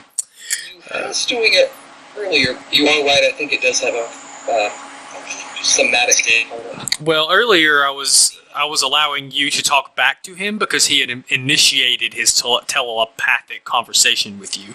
So, I just assumed you could converse back to him because he can stick himself in your brain and talk to you. It does say that it's just transmitting your thoughts mentally to willing creatures within 120. Okay. Somatic. Did it say a willing creature? I mean, I'm willing to allow multiple willing creatures. If you can blast your thoughts to one person, you can blast them to the other person at the speed of thoughts. Even better. I'm looking at message. I'm sorry. Gotcha. I see where we're mixed up now. I got you. So you both do get this message from Drix come through about the time you've entered the office. You're not entirely sure how much longer your newfound compatriots can keep her busy. I have a thought that I can use in characters to try and blend in and if I have more time to look through, but I do make sure to convey this to Echo if he did not know that, and gesture to see in the office, just feel free to duck out. No question. I assume, and this is more. I'll go to the office with the door maybe barreled around, if I can peek through the keyhole to see her coming, and maybe maintain the communication with Randy, saying, alright, here she is. They closed. I imagine they closed the main door that they first walked through before all the folks. So they would perhaps hear if somebody were to enter as well. And you guys know she has to come up several flights of stairs to get there. You have a handful of minutes, hard to tell. I need you both to make. Yeah. I need you both to make investigation checks. I'm assuming you are looking for Anything that says cannon, anything that says dust, anything that maybe coincides with the sheet that I saw downstairs. Yeah, and I would look for anything, even if it doesn't have like a reference, things to look at this like an items list or like a receiving list or something, or like some type of agreement. Yeah, I will say my investigation is flat, +0. Oh, dang, that's a thank God. Oh shit, yeah. so. Yeah, indeed. Echo, you overthink it just a little bit. You start like looking for false bottoms in the bottom of the wine bottles. Start like trying to pull spines off of books. Looking at all the very professional places to hide things. Randy, you walk up to the desk and almost immediately pretty much find a drawer that is locked. A not a large drawer either. It looks like it holds sheets of paper. It is about paper sized. You can attempt to pick the lock on this skin if you would like. Yeah, I guess I will. And while I'm doing that, I tell about the reach out to Echo and say, sometimes that thieves line of work, it's a simple place to gotta look first.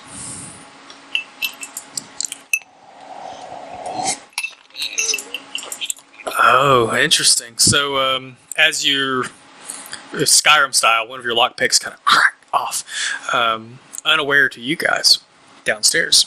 Bree Silverport says, well, this has been a very fascinating conversation about Dragonborn lineage, but I really do have to go. I'm very sorry.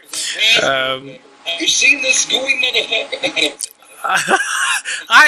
I've met quite a few plasmoids and quite a few other off-worlds as my position as head of outside research. It has been fascinating, but I'm afraid I need to go. And she begins to... I think it's more outside than this particular elf. I mean, they are completely unique. I also like check this a little bit. Like, something smooth and I accidentally step on the bottom of it and trip intentionally into her, but making it seem like I just kind of fumbled over my feet. So I want to trip into her. Oh, God. In conjunction with, so she's been trying to disengage, hasn't really noticed Zephyr. Here's what Demos was saying, does not really pay attention until you trip into her. You trip into her and she kind of catches you and you both right yourself and she looks you in the face and so like most people that see you for the first time, she gets this kind of shock and awe of just how fucking pretty you are. And like she shakes herself out of it very quickly, and she kind of looks at Demos, realizing that he wasn't bullshitting. And she kind of like holds you at arm's length for a second. She says, "Oh my, you are very interesting, elf. What continent are you from?" It's really far away, and you probably have never heard of it. If I give her a wink. Make a persuasion check? Flat charisma check? I mean, I don't know. Persuade. 19. She blushes just a little bit. A little bit.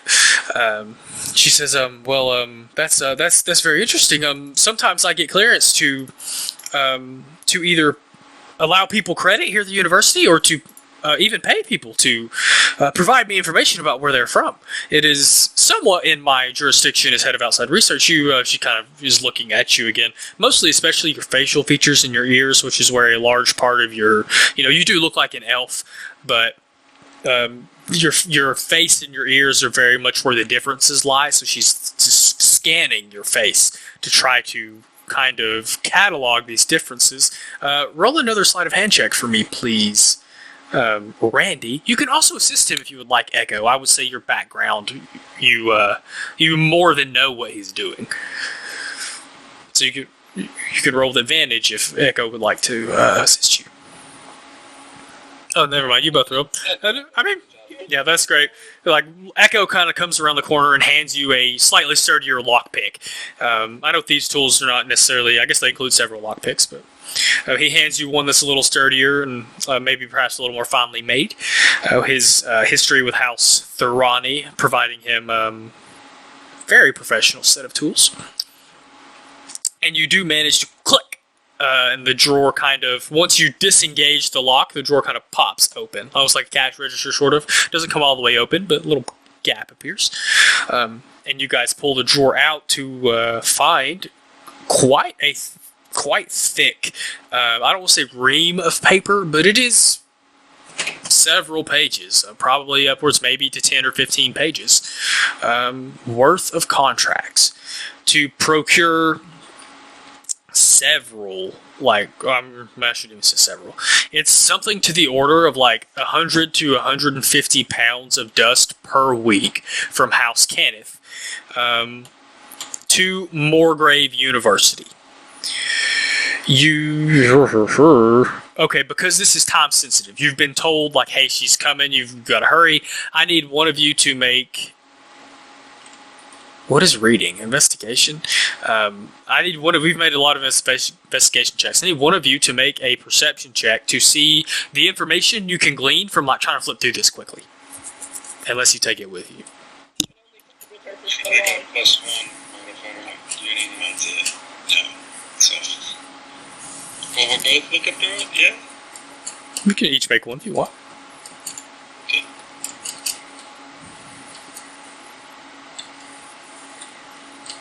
Ooh, okay. You kind of being in a rush, reading not exactly being y'all's strong suit. I imagine you two are both probably used to either just taking the documents with you or perhaps copying them some way. I'm writing this down. You said 100 to 150 pounds of dust per week? Yes. To Moorgrave, you notice there is a little bit of a weird discrepancy in the fact that there is no reference to where it would be delivered on campus. But it is a weekly delivery of dust.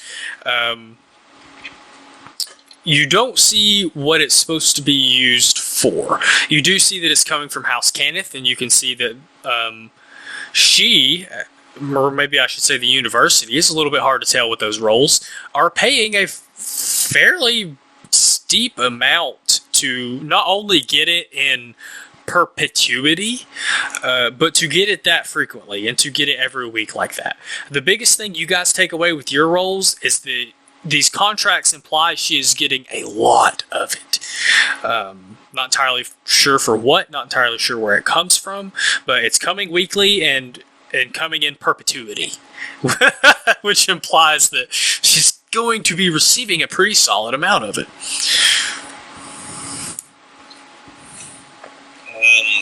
Should we see what day? Mondays every day? I would say that you probably understand these are almost finalized drafts. You can see sections where stuff has been crossed out, stuff where sections been rewritten. You kind of get the idea that these are contracts in the works between her and House Cannith that are very near to completion. I never responded to Deimos' message. Did I? When was earlier? 4 days. Yeah, you can just reach out to them with your telepathy. Yeah. Okay, well, this time I'm going to reach out to Deimos because I know he was paying extra close attention earlier.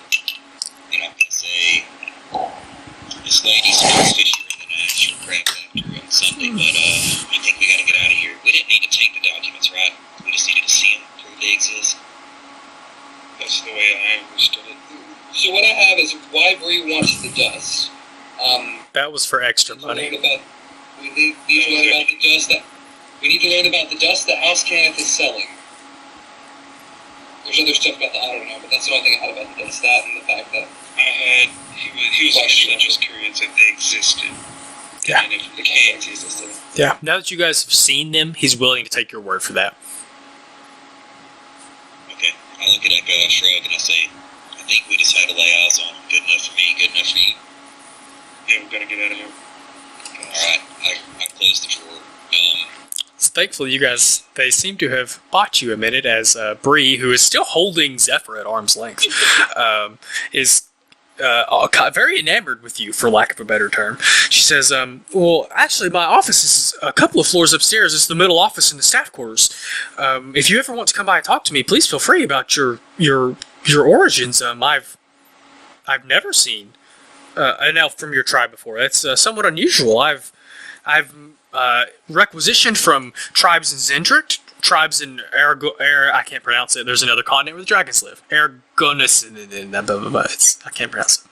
Yeah, that's it, exactly. That's more second date stuff, but I might keep that in mind that your door's always open. I give her a wink.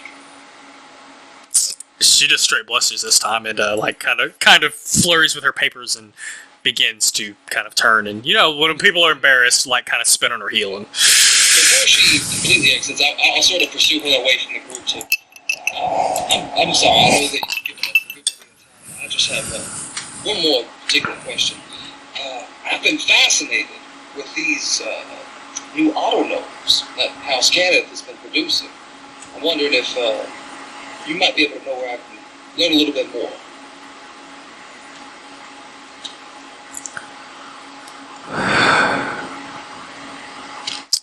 she takes a deep breath. She turns and looks at Zephyr. Promise you'll come visit me at least once in my office? Absolutely. I can speak for myself. I absolutely will succeed this beautiful laugh. I guess that's as good as I'm gonna get. She says, you're looking for... She says, I would go talk to Vera de Kenneth. She gives you directions to a warehouse in the warehouse district. Vera? V-E-R-A? Yes. De Kenneth, implying she is dragon marked. I guess, not just implying. You can't, for those of you who don't know, you cannot be De Kenneth or De anything, De Thorani, without a mark. If you're just, like, Echo is Echo De Thorani, if he didn't have a mark, he'd be Echo Thorani. So it's D-E-I? D comma. Yeah, excuse me. D apostrophe. I don't know why he did it that way, but I'm assuming it's day. I don't know how to pronounce that. DJ Brand. For Dragon Age, next question, please! Oh boy. I'm trying to figure out. Yeah, I mean, this is the way it is. There's lots of tomfoolery going on. You two sneaky boys. I think we're going to do a skill challenge to see how you guys get out of here without being seen. It's debating if we should just hide in the unoccupied room until we hear her go into her office and try to leave. You guys are very welcome We don't run into her. Very welcome to try if you would like. If that's what you would like to start out with. Can I get stealth checks from both of you, please? Sure. I'm also going to use an action at some point to change very different colors so that I don't look like the same person. So you get advantage.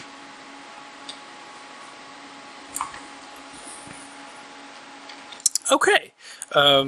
Both of those rolls are just enough. You guys, she has no real reason to stick her head in an empty office. You guys do hear the door open, some footsteps on the stone floor, and then another door open off to your left. And you guys I like to picture you both like one head stacked over the other, like peer out of the door to see that this little foyer fireplace area is empty. And you guys hoof it back down to the student lounging area. Hoof it quietly, we'll say. Back down to the student lounging area where you see like both Drix and Cordo and Zephyr like preening a little bit from all the attention. Like I like to think that Drix is like straightening Cordo a little bit, and Zephyr's over here like smoothing their their scruff, stuff like that. So you guys do see your comrades return. I think you are aware. I think you've been messaged that they had found something. Yeah, they probably, hey, she's on the way up. Yeah, I was even going to say, like, if what you said upstairs, I was going to try to tag along to, like, I've got to go chase the just go in that general direction. But it seemed like that was necessary, so. I was going to ask if you wanted to visit Professor Calden while you're here, but we're going to take a break real quick because I like to take breaks. I like to pee.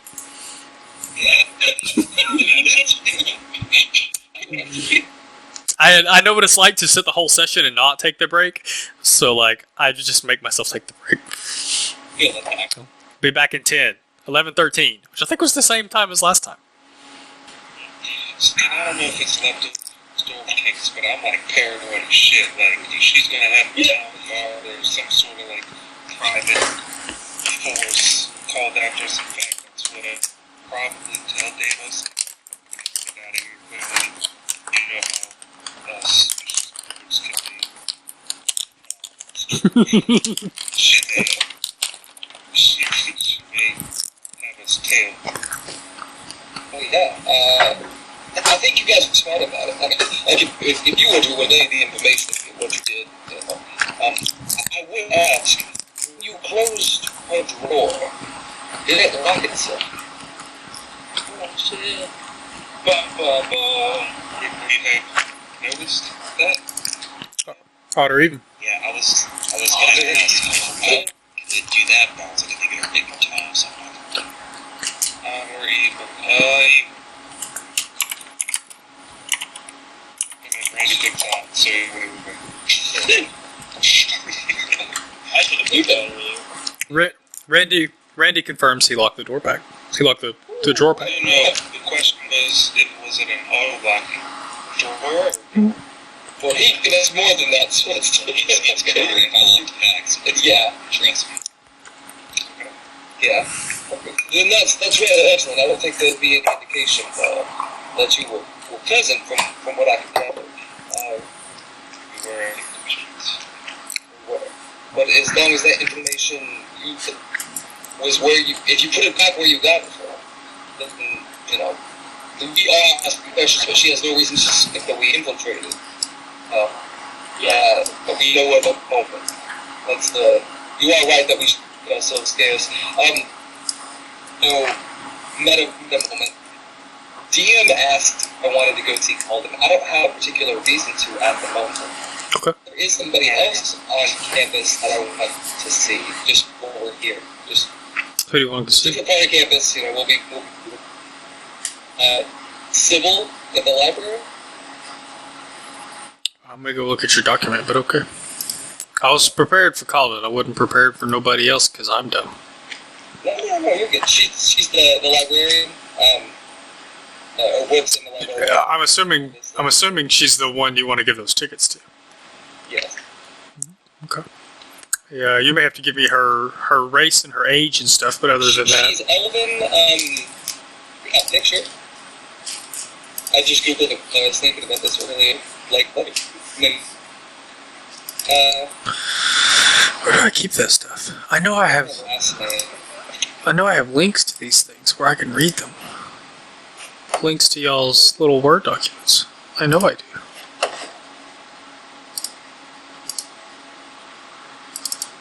Did you put that picture in chat? No, you are very welcome to, especially the group you need to to visit someone, and you guys are. You're correct that we should make ourselves scarce. There is one thing I need to do on campus before we go, in case we're gone for a while. Demos leads you guys to one of the libraries. I imagine he probably knows her schedule. So you guys led to. Now there are obviously a library or two here, but they are rather large. Nothing like Candlekeep, but very impressive. Fortunately, Candlekeep doesn't exist. I approach, actually before I do, I prepare something. I take the animatronic hand, and the anatomically correct hand that I won in the contest, and anatomically, thank you. And I take the tickets and I place them between the two middle digits and I close it to where it just looks like a fist. I bring that.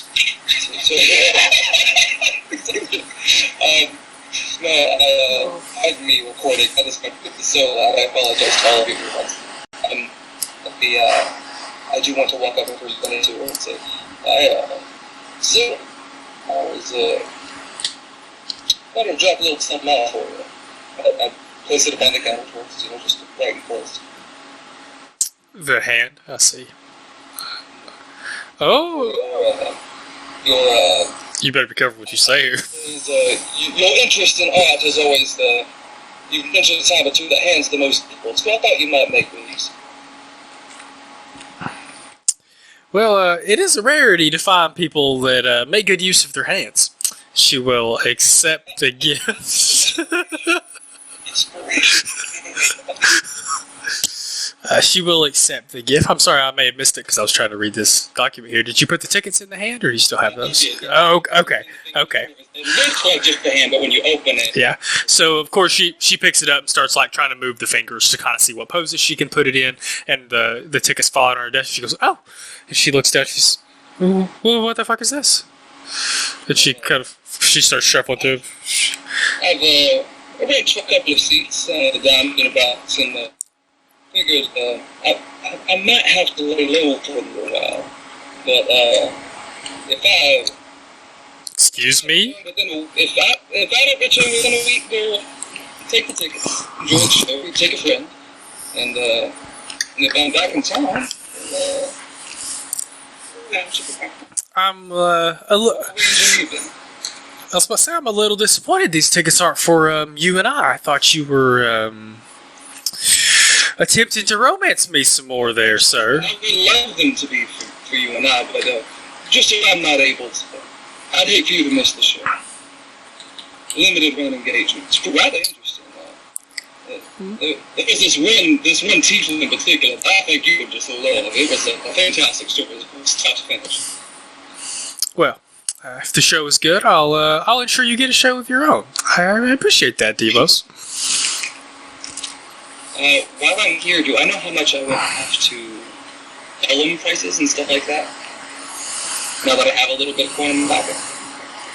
Do you know, you would know, even if I don't at this moment, you would know how much you need for writing spells and spellbook. What are you specifically needing it for? For spells and spellbook. You can buy a specific, I think that's what Caleb was doing, was buy an X amount, so that he... I will buy 50 gold for it. Okay.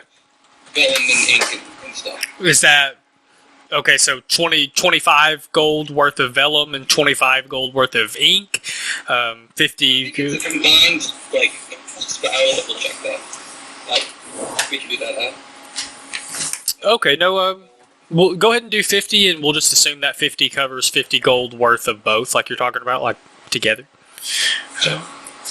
Okay. I will also make that exchange and pick that up before I leave the library, and I look forward to clearing that box. She gives you like 10 extra pages of paper with your order. And she kind of gives you a wink and pulls the tickets off the table and says, you better get back in time to come with me. Oh, just be my utmost aim.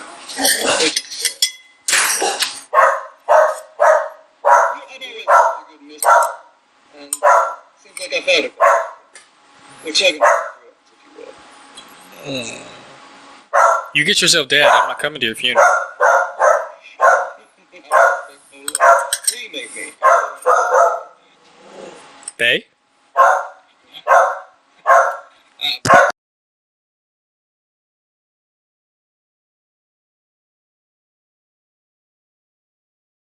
She acts like she's going to ask about your family, assuming you've never spoken about that before, but seems to think better out of it, and, you know...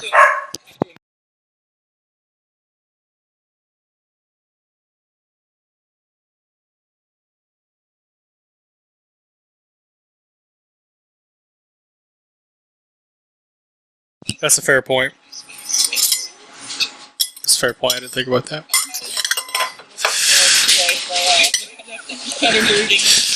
I didn't think about that. So she seems to put two and two together a little bit. You seem to be doing that adventuring style work, at least a little bit. Yeah, that's go ahead.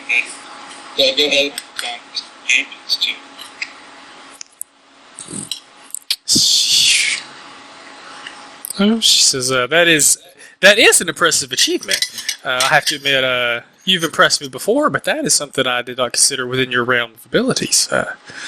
Very impressive, Mr. Demos. That's one thing you can consider. That's actually where that hand is from. It was my prize for overcoming a duelist. There's a joke here about coming that I just cannot make right now. So she makes a dirty joke about coming and goes about her business. Probably something sort of like. I'm done with no rating. That's really nice. Oh. Well, Yeah, you want to hit the warehouse? I almost said werewolf district. Werewolf District. One thing. Oh boy. What time are we approaching? Like, seen a show. I was about to say, I would say probably you guys probably have to find a place to stay for the night because now the rests are weird. Like it's not. You guys may need to go secure a lodging, but after that we'll just say like you guys go rest for the night and get up the next day. It's not. We don't have to pay as much attention to each day passing. But you're probably right. It's probably about that time where you guys will have to go to the next place in the morning. This is like day 2 and this is the rest. Is that cool? You guys are. That was short rest, okay? Well, you guys should be all rested up from that meal, so you guys don't need a rest until you start spending spell slots and stuff again. You have to declare, just like you declare a long rest. You have to declare that you are going to take a week of rest. I got you. Okay, that makes sense. I was thinking it would be like a weekly structure. No, I'm going to work on some rules, like I was saying, for incremental rest, where like you get a certain amount of hit points back each day, you get maybe some stuff back each day, and kind of see what we think about that, so that, maybe that would make it feel a little more... I think y'all see what I'm trying to say. Like, adding to the short rest, if that's the... are you saying a day even if you're active? Like, even if you got we'll see. I have to kind of decide how I want to do that. I think once we get into a pattern of things, this really won't be that much different than a regular rest. It'll just be the optics of how we look at it will be different. I don't think mechanically it's going to make a major difference. After a certain point, things are a little weird now because you're all level 3. So we Shoot. lodging, do we need to pay anything for that? 1 second. Me and Deimos need a secure lodging. I feel like I probably wouldn't want to stay on campus if we did just do some sketchy shit, just in case, Yeah. There. Ron. So she does actually also. Oh wow, her name was right here. I lost it. Fucking Sybil actually does tell you before you leave that word has come back from the most recent expedition on Zendrick, which you know to be the used to be the continent the giant empire was founded on. Most of the giants there now are, for lack of a better term, feral. And she tells you that they are currently projecting to return on the 1st of Ron with an extremely interesting find, is all she knows. Returning to Sharn? Yes. To Moorgrave, yes. What was that month? 1st of... Ron, R-H-A-N-N. Bad names, goddamn. Yeah. At least it's 28 days in every month. That's weird. No, I do like their calendar structure, TBH. Yeah. And just full disclaimer, I might move that date. If you guys end up taking it, so I'm going to throw this out there now. You guys may end up taking quests that go out to wild space, and sometimes it takes months and months to complete a trip in wild space. So it may take me a minute to get this whole date thing rearranged. There may be times I really fuck up and I need to change a date because you guys are going to be gone for months at a time doing something. So y'all been warned. It may take me a minute to kind of get that figured out. This is something, if they're returning on the 1st of Ron, we can...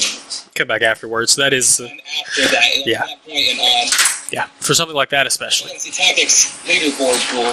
Yeah, but you guys get the idea. Wanted to warn you. She does alert you guys to that, and you guys can go secure lodging at any of the various places in Sharn. I'm sure you can imagine metric fuck ton of places to stay. Taverns do have rooms, indeed. You could indeed go to that tavern if you wish. I don't think you gave a... Did you give a name for that tavern? I didn't give a name for the tavern, just the tavern. God, yeah, god damn it. I thought I had a gag name for a tavern, and I can't remember it, which really sucks. Willow? Let's do it. Echo leads you guys to the Weeping Willow as the sun sets on Sharn, and you guys are led into a boisterous tavern at this time of evening, especially as dark is approaching. And Echo, you are welcome to lead the way if you would like to secure rooms for your compatriots. Yeah, you guys would see me go up to the tavern owner, serve drinks behind the bar, kind of point to you guys, him congenially laughing, like shaking my hand, like He's yes. He said. He says, "Well, I am. That is actually really nice to see, friend. I didn't expect to see. Didn't expect you to enter those kinds of competitions. Needed a bit of extra coin. Extra coin is always good. Speaking of extra coin, I see you've got some friends back there behind you. Are you looking for some food and board tonight? If you have the space available." Well, how many are there? 6 of you? I've got 3 rooms. If y'all have the coin. I mean, I might could have 6 rooms, but that would be some extra coin, friend. Drex and Randy technically don't need to sleep, so. I think you do need a place to cover your head at least, though. Well, we don't have to eat. We just can't do any strenuous activity. That's like Drex don't refer to. I just imagine Randy and Drix like in a room staring at each other for hours. Just Like a monk Buddhist meditation. It's just... No, Drex has a dice set. We're playing crap. I love it. Okay, I'm rolling with that now. Yeah, you should roll every night to see who wins and like, oh, 10 gold. Well, then just swap it back and forth. Okay. How the room is set for people somebody to talk that much. Speaking. You know, I've noticed the same thing about him. He's not a talkative chap, that one.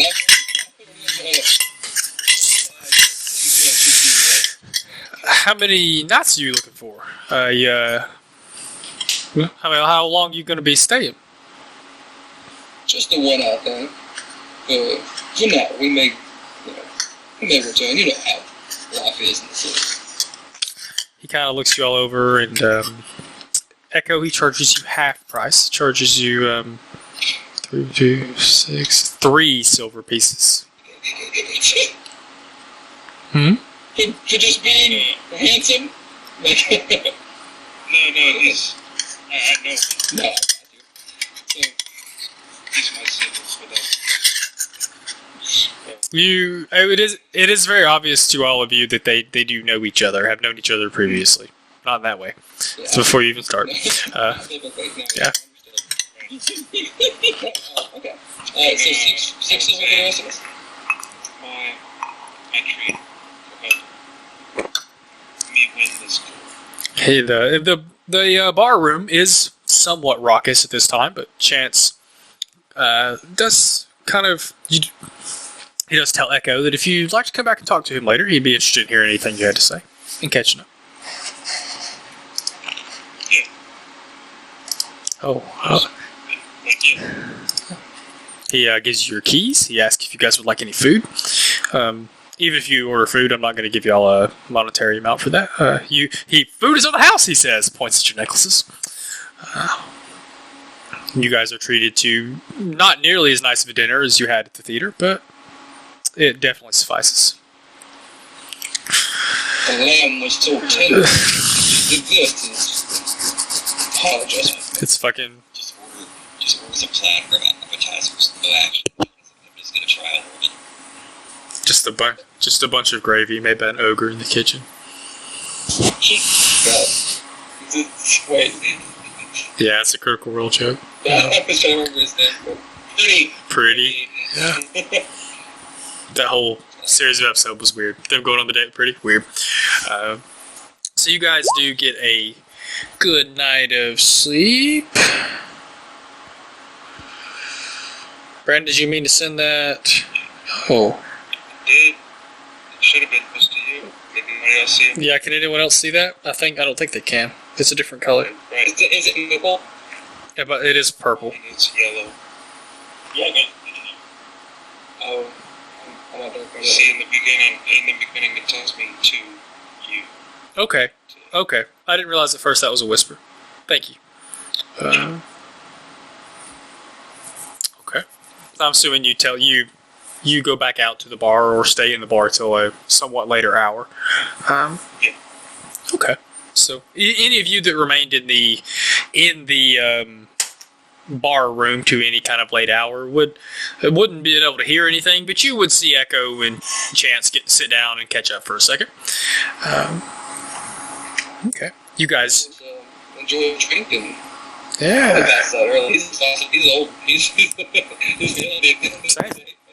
Same. That's me in about 27 minutes. You guys get a good night's sleep. Relatively clean tavern. You guys get up and have breakfast on the house again, thanks to your champion status. And you have the rest of the day to go wherever you would please. You still do have 2 more pieces of information to collect for Sly, if and you so choose. You now also have kind of run into a couple of other things to investigate if y'all wanted, but I'm obviously trying to stay out of those decisions. Amos will breakfast will chat out the group. Yeah, we still need to confirm where the House Planet ships the crews of unknowns, or is ready to. Can talk to the Vera Decanate, the warehouse district. We also need to find out where the House Harkonnen, am I saying that right? Tarkin? Tarkanen. I've been saying Tarkanen, yeah. Hartman from Tarkanen is a Very good. Dust. Very good. Not nearly as evil as House Harkonnen, but fucking Baron Harkonnen's a phenomenal villain. Okay. You got it. He's perfect. Yeah, he does like boys. Yeah. Likes young boys. It's a little creepy. You're just like, No, yeah, they make it like really villainous. yeah. I see. He likes boys so much that they send someone to try to they send a boy to try to kill him with like a poison needle embedded in his thigh. It's the scene in one of the shows is freaky because he like grabs the guy's thigh and squeezes it and the needle pops out. Okay. Yeah. Anyway, back to D&D. Go watch Dune, all of you. I'm done. It seems like our only Vera Decanate. Okay, you guys are very welcome to do that. I just have to do a thing real quick. 2 things real quick.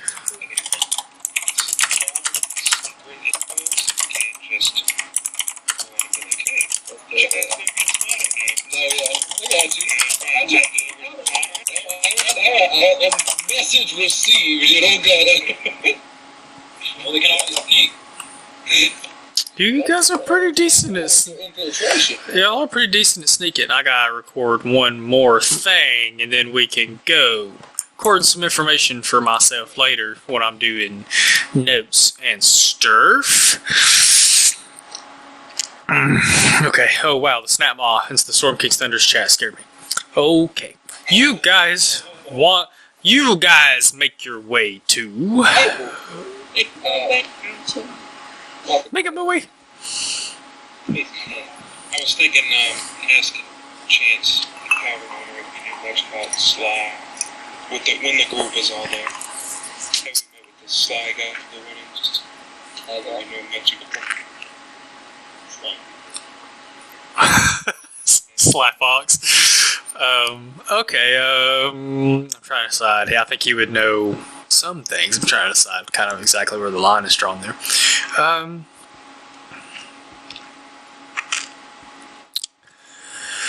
He tells you some things you've already heard. He says, the best I know about him, he brokers information between people. He's done a very good job of hiding whether or not he is truly a contractor or if he belongs to a more powerful organization.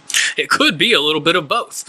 We've had a little bit of trouble determining his exact loyalties and motivations.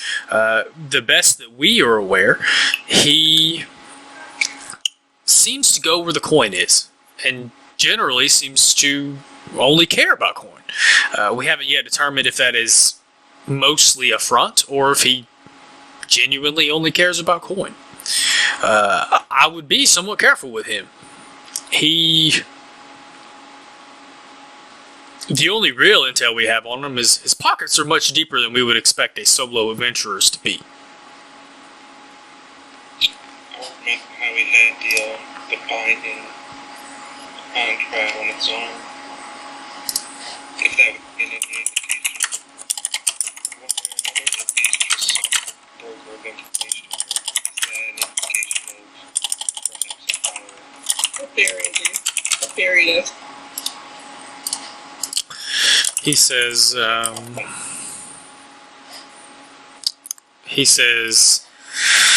well, if he couldn't even tell you who put that on his wrist, it's very likely that it came from an espionage organization of some sort. There's no real way for us to know if that means he's just contracted with them or is a part of that organization proper. But if he really could not tell you anything about them, that sounds like a serious contract. At the very least, he sounds like a very competent contractor. Would such an incantation be capable of killing recipient types? If they avoided the contract? Violated the contract. If it were in the contract clause, it is possible, I assume, but somewhat unusual. Usually it is better to apprehend whoever breaks the contract. Generally, they have done so because they have learned information the organization does not have, or it's generally beneficial to have them in your custody after they break the contract.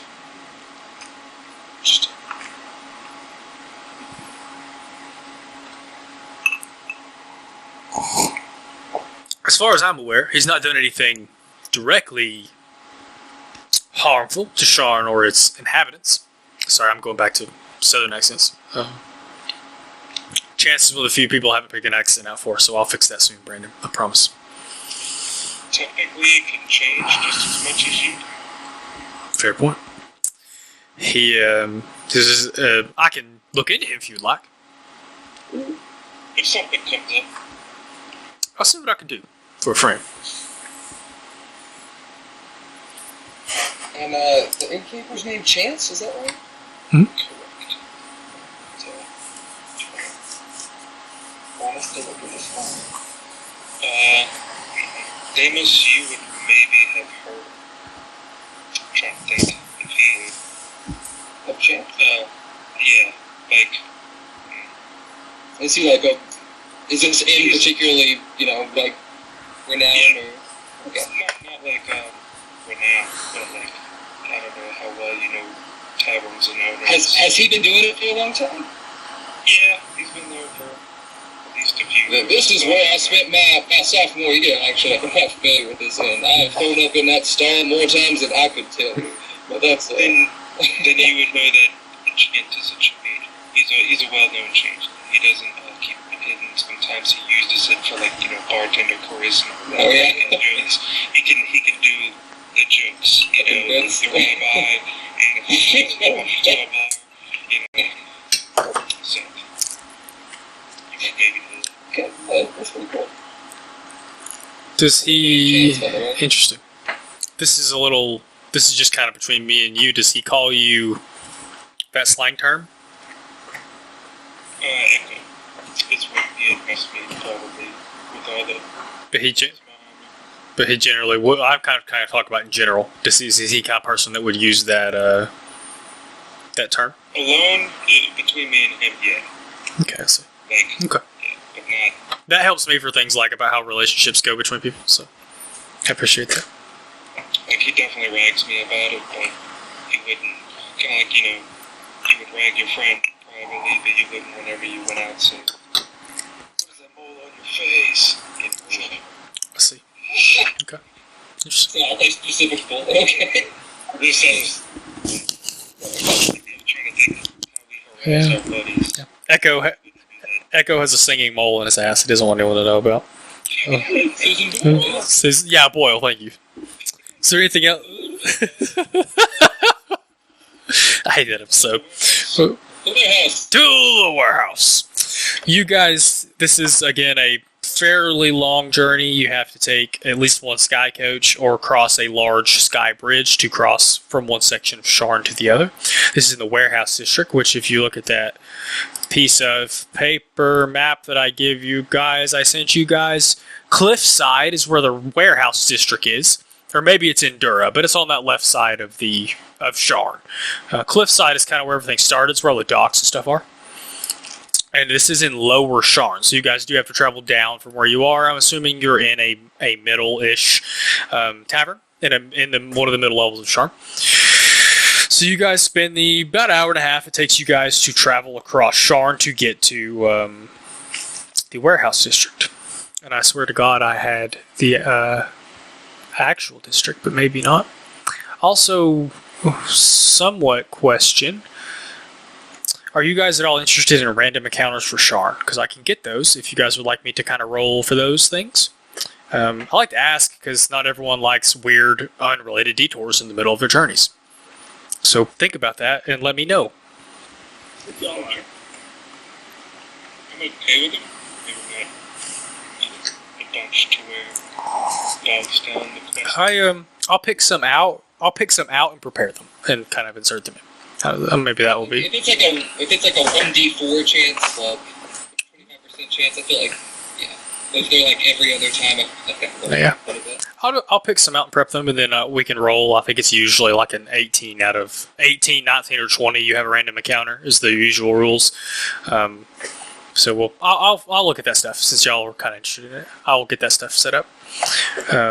Anyway, you guys go to the warehouse district, and you can see that since it is in the morning, you do kind of see these stages that Cade had mentioned set up on some of the warehouse roofs, but no bands or anything going on right now. It is much too early. Most of the bands are still hungover in their cups.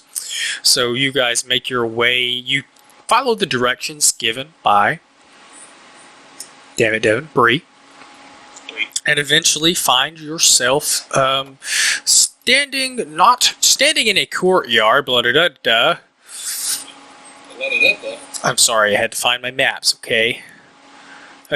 Another map that I made. Enjoy my pitifully made maps.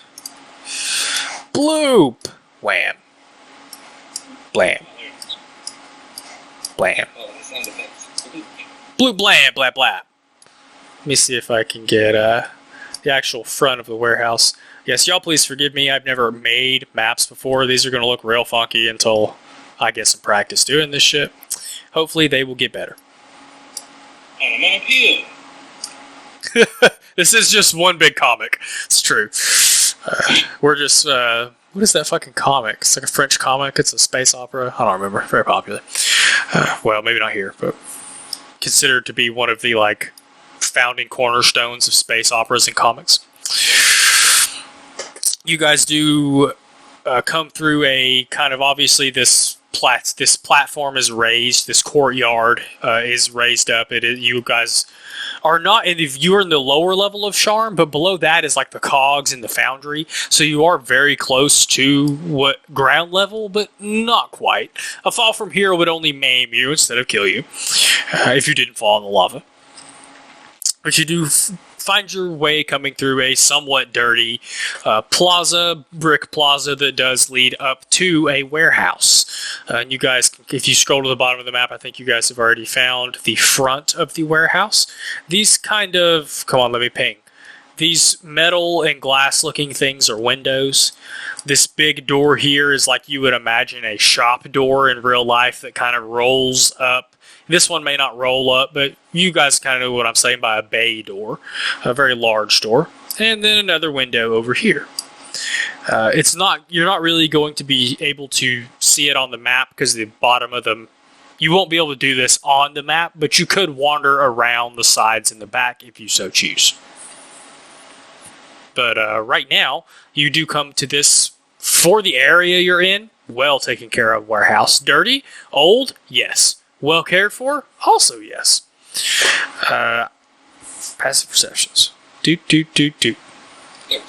1 second. That's okay, I was looking at him this time. I was actually looking at him this time. Oh. We didn't say odd or even. It's okay, it's okay, this wasn't an odd or even, it's okay. Wow. All of you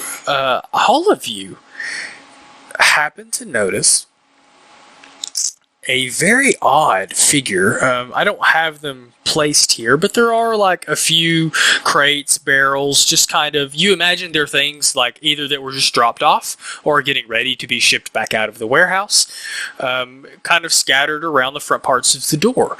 And you do all notice, kind of peering out from behind some of these, well, I don't know what word I want to use this, crates, boxes, some of this junk is a very peculiar looking, this is going to come in big, forgive me, I'll downsize it.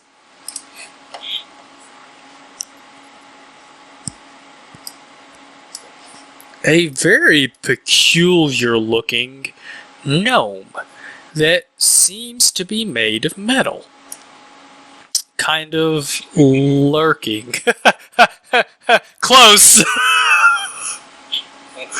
That's much better than what I had, and I hate you. But he does seem to be watching you guys approach. It does seem to be watching you guys approach. But just at the moment, not coming out from behind the packages and things. J-Mo's to the side of the party and, like, nod his head and try to give a general... Should we apprehend him? Or... Address him. Would we know, auto gnomes common to see, like, outside in society? No. That's You, not so, yeah. at first, yeah, this is... Really out of place. Yeah, this is definitely the first time you guys... so there have been... I'll have to look at my timeline. I think they're like the first time the rumors started going around that House Cannith had created these, I think is only a couple of years ago. So this would definitely be the first time anyone had seen one in person, or that you guys at least had seen one in person. You'd obviously had heard rumors that they're gnome-sized warforged, essentially.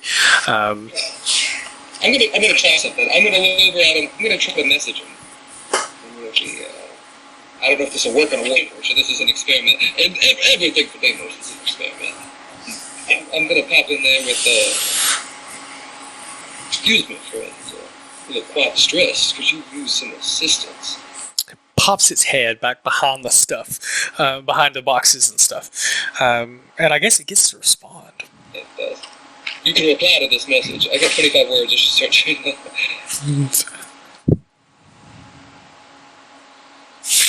Trying to decide how he would respond to this message. Do you need assistance? Not at this time. Identify yourself. Engage self-destruct protocol 3792.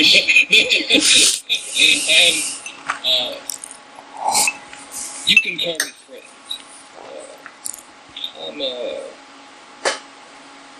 It looks like you, I can't look at the party though.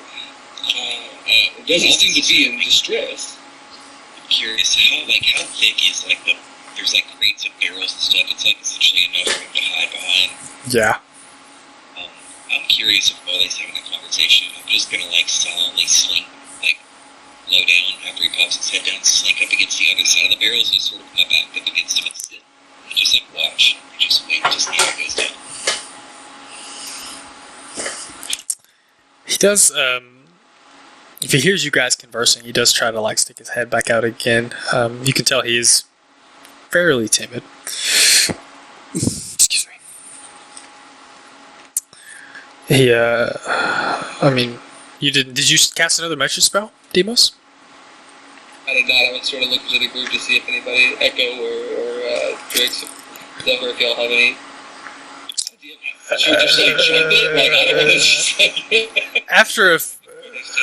After a few moments of silence, He wasn't in distress. Yes, yeah. He didn't seem to be in, like... as you guys are kind of conversing, he does kind of peer again while you guys are conversing. Not able to see Randy, since you're literally up against the stuff he's hiding on. You can see that makes him. Most of you can see that he kind of. Well, he can't see Randy anymore. He's like, I'll shoot another message. You sure you don't need assistance? You seem to be out of place. You need to get back with Thor. So you're trying to escape? You can share these things. You can reply to this message.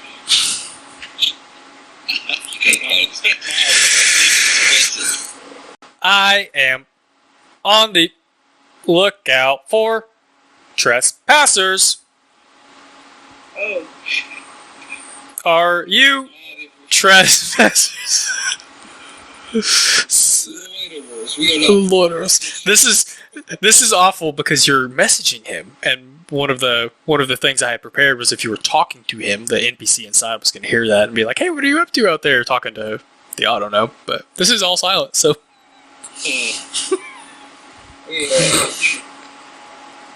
Keeping an eye out for trespassers is what the barrels open. Did I notice? Are they like? They're probably closed. I can relate that even to not Trix. I'm sorry, Chattering Randy. Because I could also message him and like he's on the lookout apparently for trespassers. And I would relay that as well to the group. I respond back and say, "Think I should stick them in a barrel?" I like when you're head down, Randy. I'm not. You're gonna Shanghai a fucking robot. I love it. Goddamn. If he sets off some kind of alarm. He could be quite loud. It is true. I don't want to incapacitate a little fella. I don't know anything about him. I could try to short circuit it, but I don't know how well that would go on the noise level. I could hit him. Okay, I got an idea. I will use Cuckoo, I'm familiar, and I think I tell Echo I'm gonna be a little absent-minded for a second, but just make sure I don't run into anything. Just back me around a little bit if they're about to hit south. And I'm gonna use Cuckoo to go fly up to the windows and take a peek inside. Okay. I forget that you said there was ground there too. Is that? There is ground around the building too. I just didn't have time to re-edit the map after I thought about it.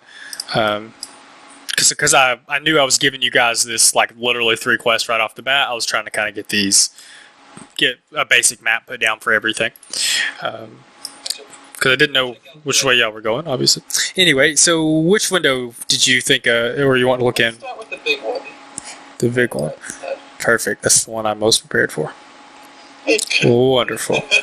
I just realized there's one thing I literally every day this week. I was like, Devin, you need to do this thing for this map, and I didn't do it. Doesn't it? Well, this this particular thing I've been thinking about literally for weeks. It's like, Devin, you need to put this particular thing on this particular map, and I just kept forgetting like an idiot. Sorry. I'm gonna do that now while you're looking in this room over here on the right, which Cuckoo can see. You and Cuckoo can see. Are mostly pallets, boxes, crates, racks. It all does seem to be an assortment of parts and things that you assume go into making the auto gnomes. Some of the boxes do seem rather well secured, others not so much. Especially, Devin, no. Oh, Devin, no. Oh, Devin, no. Especially some of the boxes you can see are locked up, but some of the things that seem to make up the actual parts of the auto gnomes do not seem to be quite as secured. But you will of course see crates of dust, crates of parts, crates that you can kind of assume are very likely to have at least pieces of dragon shards in them. Okay, sorry. Oh. So that room you're looking in does seem to be a general storage area. But there's things that seem like they have dragon shards in them. I would say that you have seen enough containers that are meant to hold highly magical material. Think of it almost like a hazard symbol on some of the crates. There are some things that have the mark that look like they hold magical materials, even if it's not dragon shards themselves. I gotcha. Well, boys, we've got quite a good setup in there. You see an awesome machinery to set up a battalion of auto gnomes. I see any that are fully formed, like fully assembled, or are they all empties? You do not see any auto gnomes in that room. Do you see a way in? Not from this particular space. Actually, there is a little block in the bottom right corner. There's no door to this. This is a door. Okay. There is a But now, well, it'd be really hard for you to tell. Cuckoo, having a kind of aerial advantage, would be able to tell that this is not the end of the building. This is an internal door. I got you. Okay. Can I check out the other windows? On the other side? You can't. Over here? Yes, sir. Okay. This is, and here you do see. Come on, reveal areas, Devin. This does seem to be the shop proper. I get to undo a lot of stuff here. Hold on. This does seem to be shop proper. Excuse me. This is one of the first maps I made. Forgive me for how shitty it is.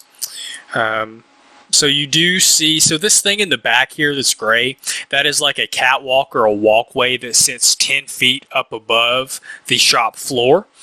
And you do see in this main part of the shop, I didn't get to decorate it, so there are, of course, boxes, crates, racks, and what looks like things to, like, those of you that are watching Campaign 3 of Critical Role, things to hang these auto gnomes from if you have to work on them, things like that. And you do see at least 2 platoons, crews, however you want to think of it, of auto gnomes. Not moving, standing statue still. But definitely quite a few. At least 2 crews worth. Crews change. The number of crewmen per ship is always different. But, they're... Do you see any people? Is it just the auto gnomes? You do not see any people in this shop. In this part of the shop, or that previous room in the shop. If you'd like to fly above, or to look around the building, or to look at another part of the building, you are welcome to. I don't see any windows. Is the bay door over here? Not like a bay door. Yeah, it is the big door. It's not a 2-inch wide snake could get through.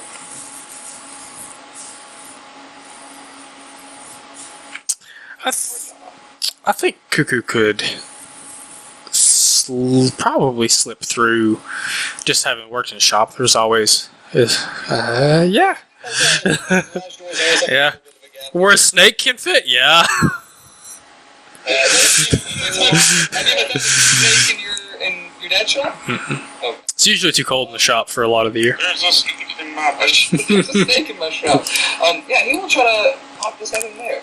Look, we're late at the party. I see at least 16 auto gnomes fully assembled, seemingly in a stasis. He does see what appears to be an office, a main foyer, some places to sit, some bookshelves, a very large desk scattered with paperwork, as well as a red-haired artificer looking over some of the documents on the table. Very obviously dragon marked. A Kenneth dragon mark. Very obviously. So I think to have eyes on Vera, boys, but she's probably pretty sharp, so I'm gonna pull Cuckoo back out. At the sound of that, you don't know you don't know his name. Oh, go ahead. I would have covered up my dragon. Okay. The auto gnome sticks his head pretty far. He goes, "Do you know Mistress Vera?" He heard that? I kind of assumed we were a good enough distance away. Okay. He says I messaged back to him. He said this out loud. Yes. I message him to not make any more further noise. We are. As soon as do you say that not to make any more noise? I message? No, I message him Okay. using the spell, so I... But you don't tell him. Okay. Yeah, I say, we are friends of a sort, business associates, rather. Make a deception check against a robot? Yeah, that's not true yet. Not true yet. Oh, very good. Okay, that's not bad. When you say that, he steps out from behind the crates. He says, Mistress Vera says...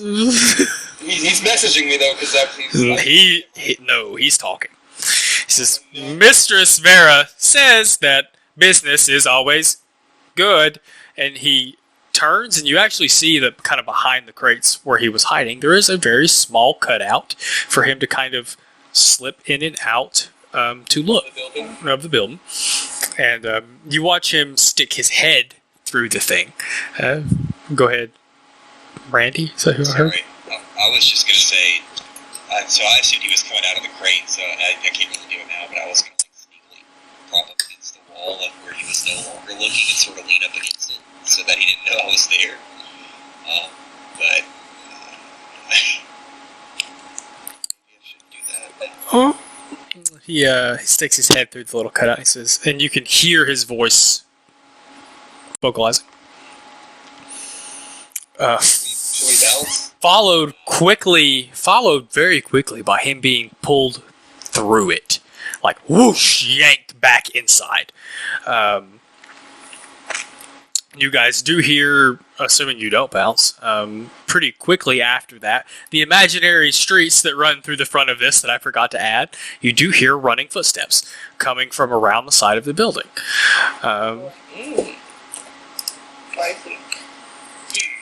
We've gotten so meta talk. We've gotten the information that there are ones that are assembled and ready to go. We do need to know if they're. Confirm if Kenneth is shipping crews. If they're ready to ship them or not, yes. Are they ready to ship out? Yeah. So, which in this case, yes. So I think we've got the information.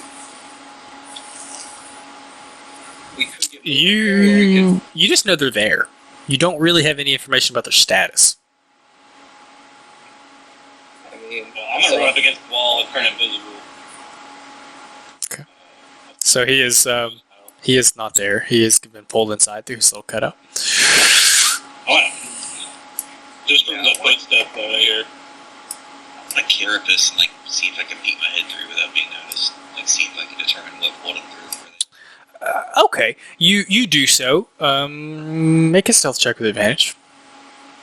Vera is a wizard, so it's not like her perception's super high.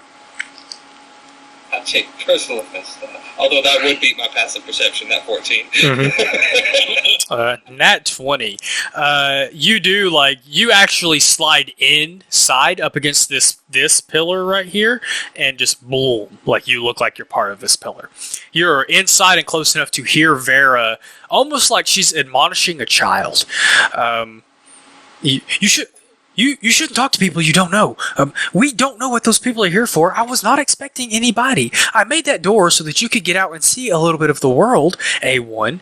But when people come rolling up to the front of the shop, you need... A1G1. Yeah. She says, when people come up to the front of the shop, you need to come tell me or Oz. And about that time, those of you who are still out front, make a stealth check for me too, please. Drix. Running up around the side of the building is a red Warforged. I did my carapace and do the Yes, please. Awesome. And he is not, no weapons are drawn, anything like that, but does come running around the side of the building. And sees you all kind of loitering out front.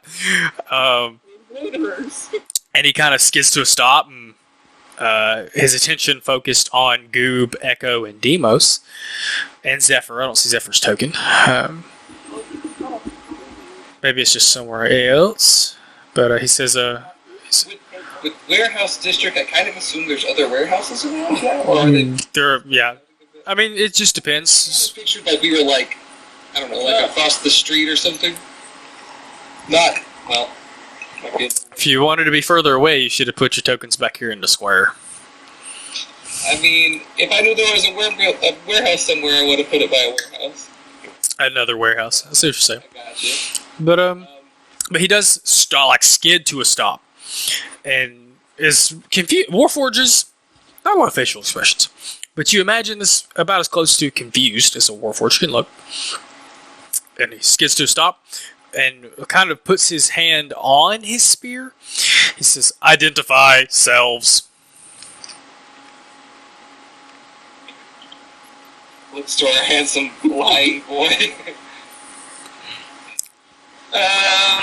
Friends of the family.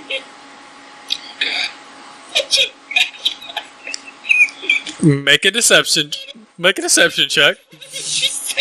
You might pass. Actually. Yeah, her deception might be a lot better than y'all's. It's a +3. Okay. We were not told of any visitors coming today. And he moves to stand like in front of where y'all now know that cutout is. He seems to be under the impression that y'all don't know about it, that it's hidden behind those pallets and boxes and things. But he comes to stand right there, and as he gets closer, you guys can see that he is immaculate. His armor is red with undertones of black, very well taken care of. None of the paint is chipped. He has a kind of looks like a golden band of jewelry around his left arm. Very unusual for Warforged to wear any kind of human jewelry. And he kind of looks you all over and he says, "This place was not known to many. How did you find it?" We're merely taking a stroll. Part of me wants to tell a really good lie, a lie of why I, as a teacher at Moongrave, am here because of the fucking transaction. But I also can't lie for shit. So be honest. What's her face? Breeze. That's a fair point. She sent us to find out, not to. Bree just told you how to get there. Exactly. She didn't send us. She told us to talk to Vera and Ken at the warehouse. If we wanted to learn more about the Otterman, we were sent here by Miss Silverport of Moorgrave University, and I'll tap the Ravens on my head. He does visibly relax. He says, Pistons. "We do know Mistress Silverport. Yeah. You come as friends." Indeed. It's probably about this time as he's kind of going from Mexican standoff energy to don't know why y'all are here, this is a little weird, but y'all don't seem to be a threat energy. About that time, one of the doors, we'll even say the bay door, cracks enough that the Cannith Artificer, you guys had noticed before, kind of slips out the front door. You do not see A1 anywhere. I guess Randy, I don't know why I'm having such a hard time with your name. Randy, you see A1 kind of wander off, not looking dejected, but looking a little ashamed, maybe as much as a construct could. Kind of wander over and sit down on one of the benches. Vera obviously before she left told him to sit still. And what you hear before she leaves is, "We have no idea if these people are here for you or not. You need to go sit down, or better yet, hide until we figure out why they are here," before she leaves the room. We need to run away with this guy. What I'm hearing. So he's got the line of sight of the desk then still, I would assume. Yes, sir. Vera does step out and see all of you. Or most of you. I guess she doesn't see the other two. She doesn't see the Thry-Kreen. She says, Visible. just because I'm this kind of person. Are you guys good to keep going for 20-ish more minutes? It is stopping time. No. Okay, cool. Thank you for being a good person. As long as you can make it. Schedules are like the thing I'm most anal about in this whole world is time and time management. So like, I will always try. Cool. So I'm also not dying at the moment. I'm just drunk enough to not be sleepy as fuck. So we will maybe work through this warehouse scene and then we can call it quits. When Vera comes out, I will sort of get fucking Zephyr by the shoulder and walk up and shake hand, or extend my hand to Vera. I'm bringing along my deception buddy. You seem to be quite effective with the ladies, Zephyr. Why don't you come up here and we'll talk about your new. I'll shoot a message. That's right. Let's say that offer that Miss Silverport gave you about potentially becoming a student. Let's say that happened. Just for purposes of we're ambassadors of the school at the moment. Okay, gotcha. And I'll push. Make a sleight of hand check for me, please, Stemos. Can I do it with the hand that's behind her back to like get advantage or something? Sure. I guess the term I should use is I'll allow it.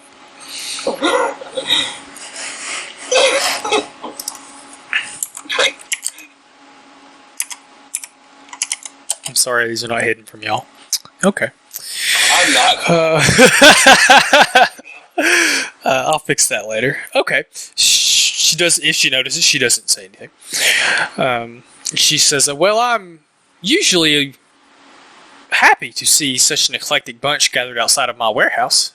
I also apologize. All my female voices are the same. I promise. I practice." She says, "I wasn't expecting any visitors. Is there something I can help you gentlemen with?" It's also weird to me I get to call you guys boys or gentlemen because you're all guys. I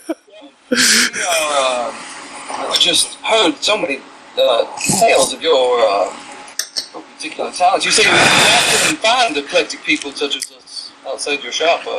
You build and create magnificent artifacts here, yes?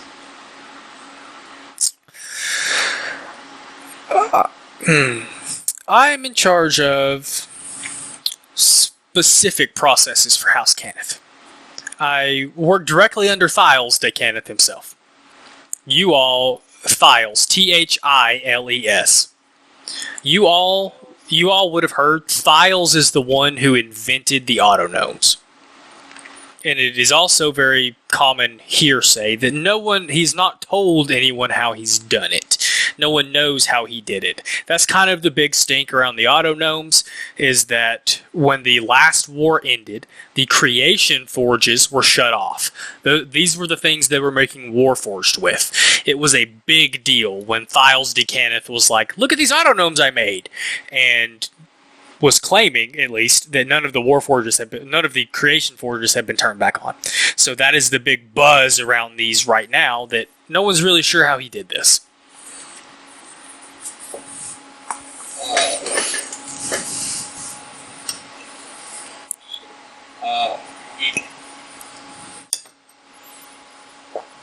I don't know how to do this without being super direct about it. Could say it's like our field of study. We look it in. They're like notorious for not like sharing how they did it, so I feel like it's saying that would be too suspicious of a leader. Thing maybe, like we're here to. We are representatives of Morgrave. Just interested in learning more about dragon marks. Actually, I work for Professor Calden. We do a lot of work with the shards. I'm just curious of the nature of your mark. We're doing interviews across the campus. Isn't that right, Zephyr? Oh, absolutely. And, I'm a new student, so I'm trying to take in everything I can. Oh, well, that's very interesting. Hey, one in there told me that you worked with Professor Bree. She got... Indeed. That's definitely not a lie. Gonna teach him anatomy. She kind of looks you all over, and she says, "Well, my mark isn't any different than most of the other marks. It allows me to do the same thing most Cannith engineers can do. I can This is gonna sound really bad. I can touch Warforge. Okay, so yeah, I've been reading. There's a booming industry for that. Yeah, I've been reading books written by the guy that wrote this, right? By Keith Baker. I've been reading some Eberron books, and in the books, artificers with dragon marks, Kenneth dragon marks, can literally like touch a Warforge and feel the web of magic that holds them together and makes them work. Like the House Kenneth character can literally like touch one and make it explode, like tear that web apart. To kind of give you a non 5e rule version of kind of like what that mark allows them to do.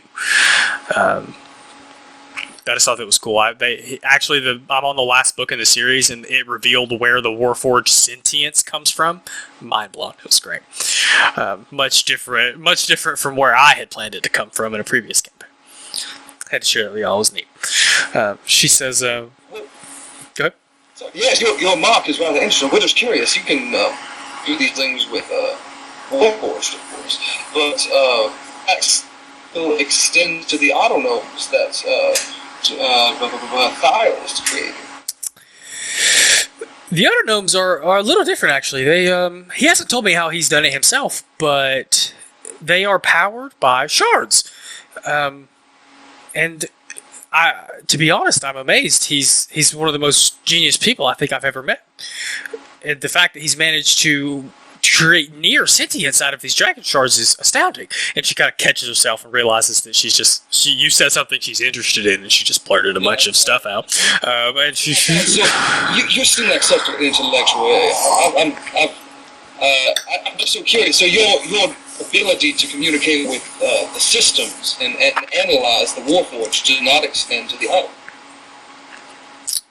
They're not built the same way, it seems. And so she upon kind of having this, for lack of a better term, overuse the word, intellectual conversation, she kind of looks you all over. She says,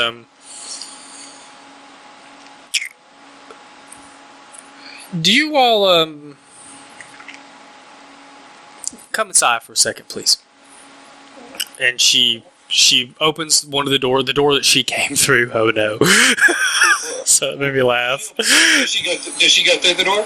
Not the big door. She opens like a side door and goes through, yeah. As she goes in, I'll be like, oh, would you have a couple of friends? Like, well, she can't see, wave them over and come out of hiding. Oh, but the dead bat's still there. Yeah. The what? Does he go inside with her? I'm just going to slip behind you guys before the door closes. Okay. Well, for a person. No. I think that maybe during this exchange, if I heard her coming, I would have tried to just sneak behind this wall if I could and hang out right there. So this is a door right here. Can you make a stealth check with advantage to move through that door? Well, she's not in the room.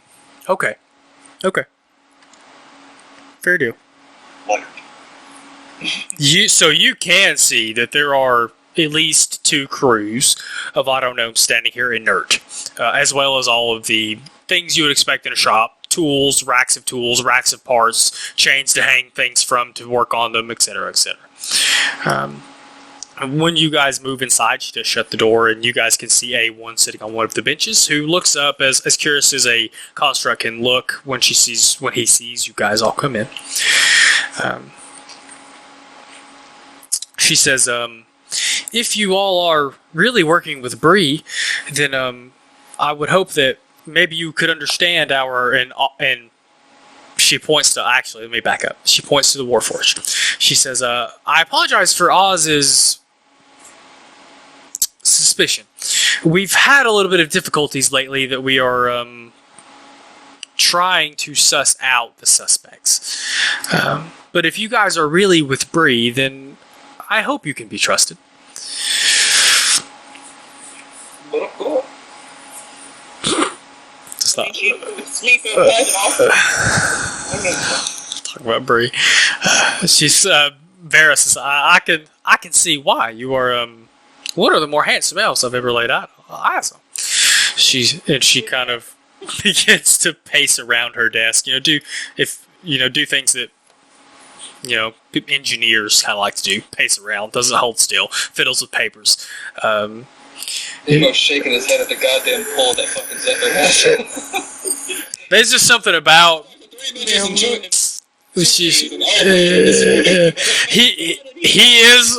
he is literally the only elf they have ever seen that looks like that. Literally the most exotic elf that could ever be seen in Eberron. This is racist. It kind of, I mean, if she wasn't playing a charisma-based character, I would let it slide. When your charisma score gets over a certain amount, Devin's brain's like, everyone wants in those pants. In this moment, Demos becomes convinced that that's why Zephyr's the warlock, is sold to be like super handsome. Let's see. But she says,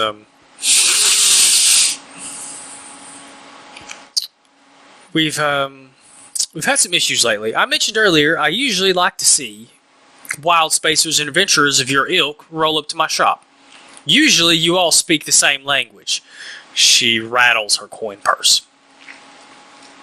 She says, if you guys are interested in an agreement, Ifin. She doesn't say Ifin. She doesn't talk with a southern accent, even though Devin does. She says Ifin. I really wanted her to have like a Harley Quinn Jersey accent, but I just can't do that.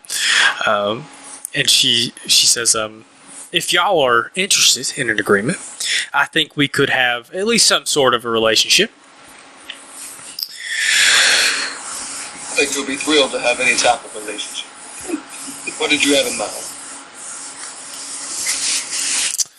And you can see she looks at Oz, who Warforged are obviously very hard to read, but he seems not suspicious, but he doesn't seem super happy about bringing these people in that y'all just met, they just met. And she says, well, we've had break-ins at some of our other warehouses in the recent past. I do not suggest going to look now. The Sovereign's damned Sharn watch has showed up with some Vior Malek and are taking an awful long time to investigate the crime scene.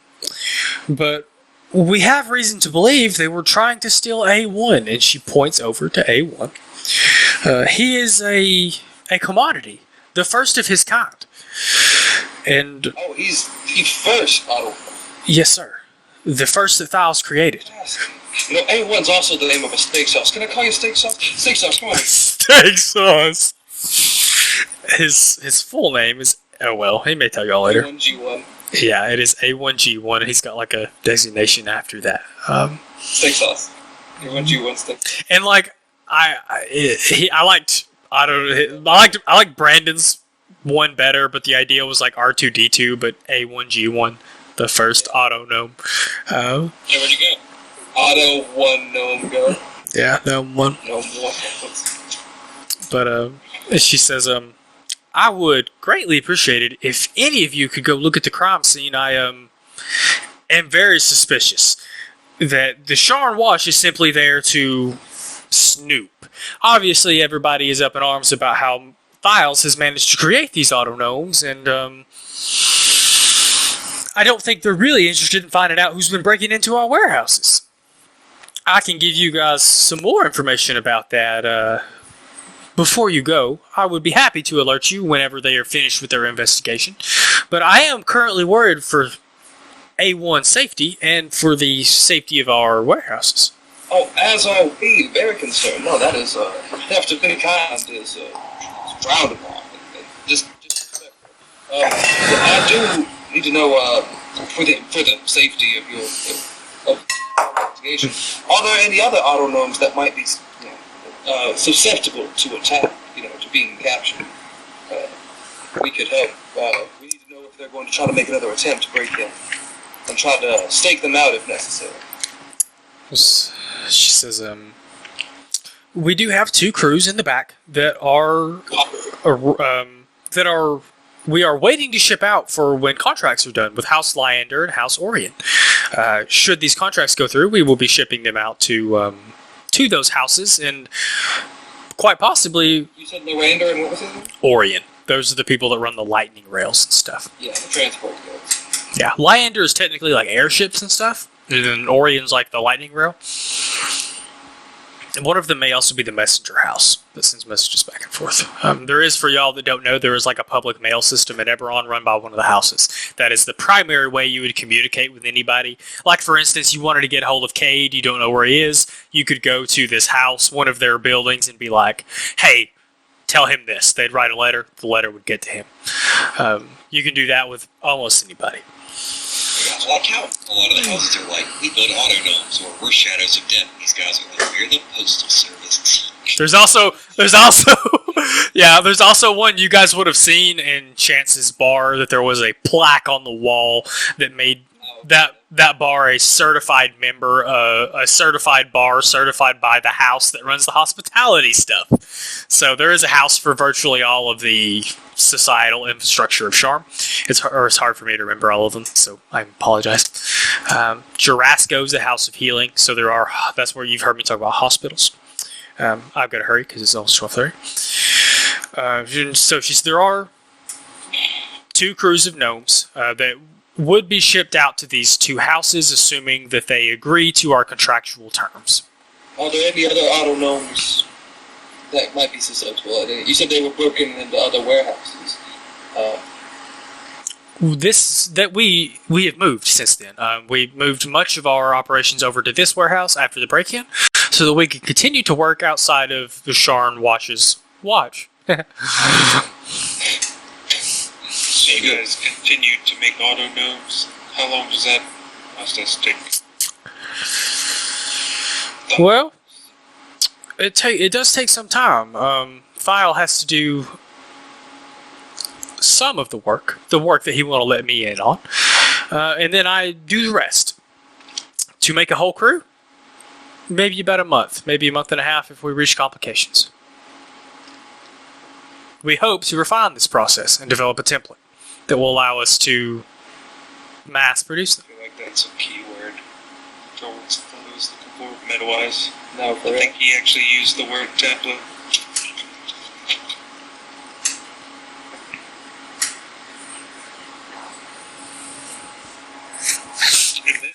And how quick would you guys be able to make them?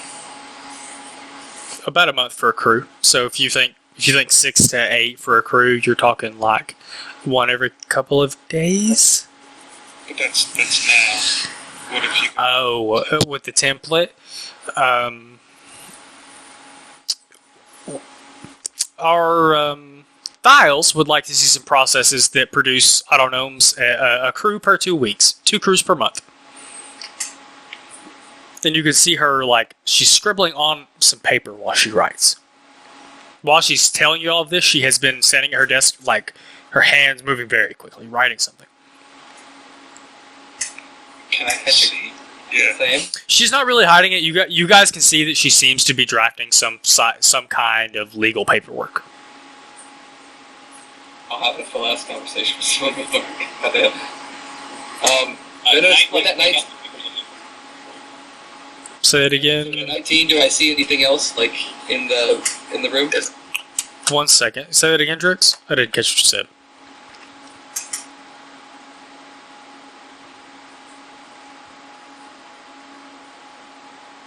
Okay.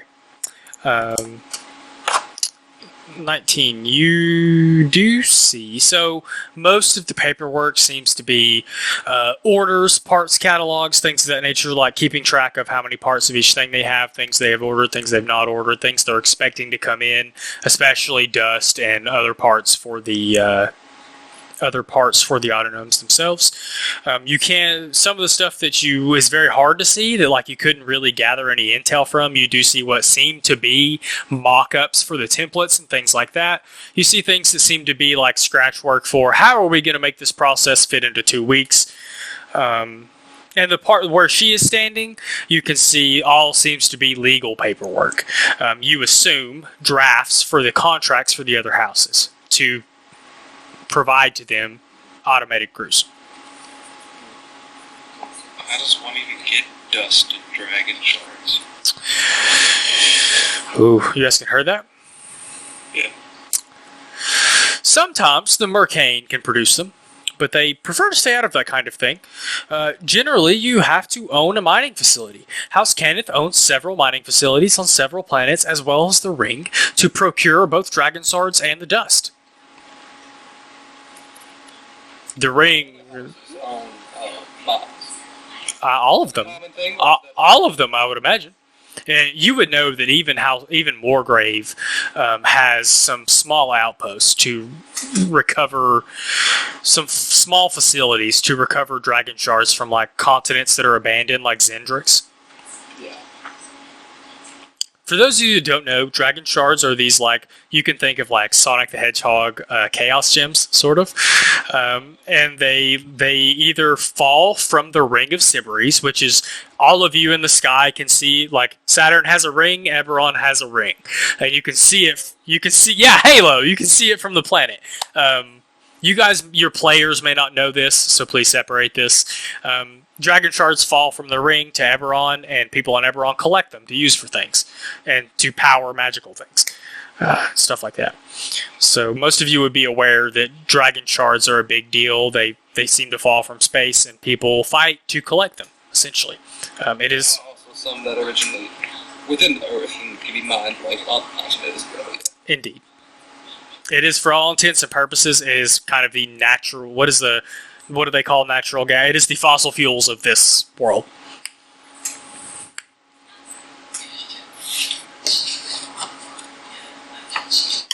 So she finishes writing, and she says, now, it would make me feel much better if you guys were willing to sign this piece of paper. You can all see, she would hold it out. There is no magic in this. It is not binding in any way the same way that some of the more magical contracts are. And to be honest, the piece of paper doesn't really matter. She throws it down on the ground. I'm hoping, if you all really work with Bree, you are trustworthy. And I really need some help to figure out some things the Sharn Watch are not going to help me figure out, it looks like. She takes out you watch her, like, reach into one of the desk drawers, and you hear some jingling. She starts taking out coin purses and throwing them down on the desk. And you are all presented with 200 gold pieces each. And she says, this is to buy your silence. If we are attacked tonight, if we are attacked anytime in the next couple of days, I am very likely going to assume you guys are behind it, and there will be no more coin for you all. I understand that most of you wild spacers or adventurers tend to like your coin, and I can pay you a lot of it to assist us. But only under the condition that you keep much of the things I have said secret, and that you don't help anyone procure any of our autognomes. You are all free to add the 200 gold to your inventories. This is like a payment to keep you quiet, essentially. But if I can trace any irresponsible results back to you guys, this relationship will be terminated.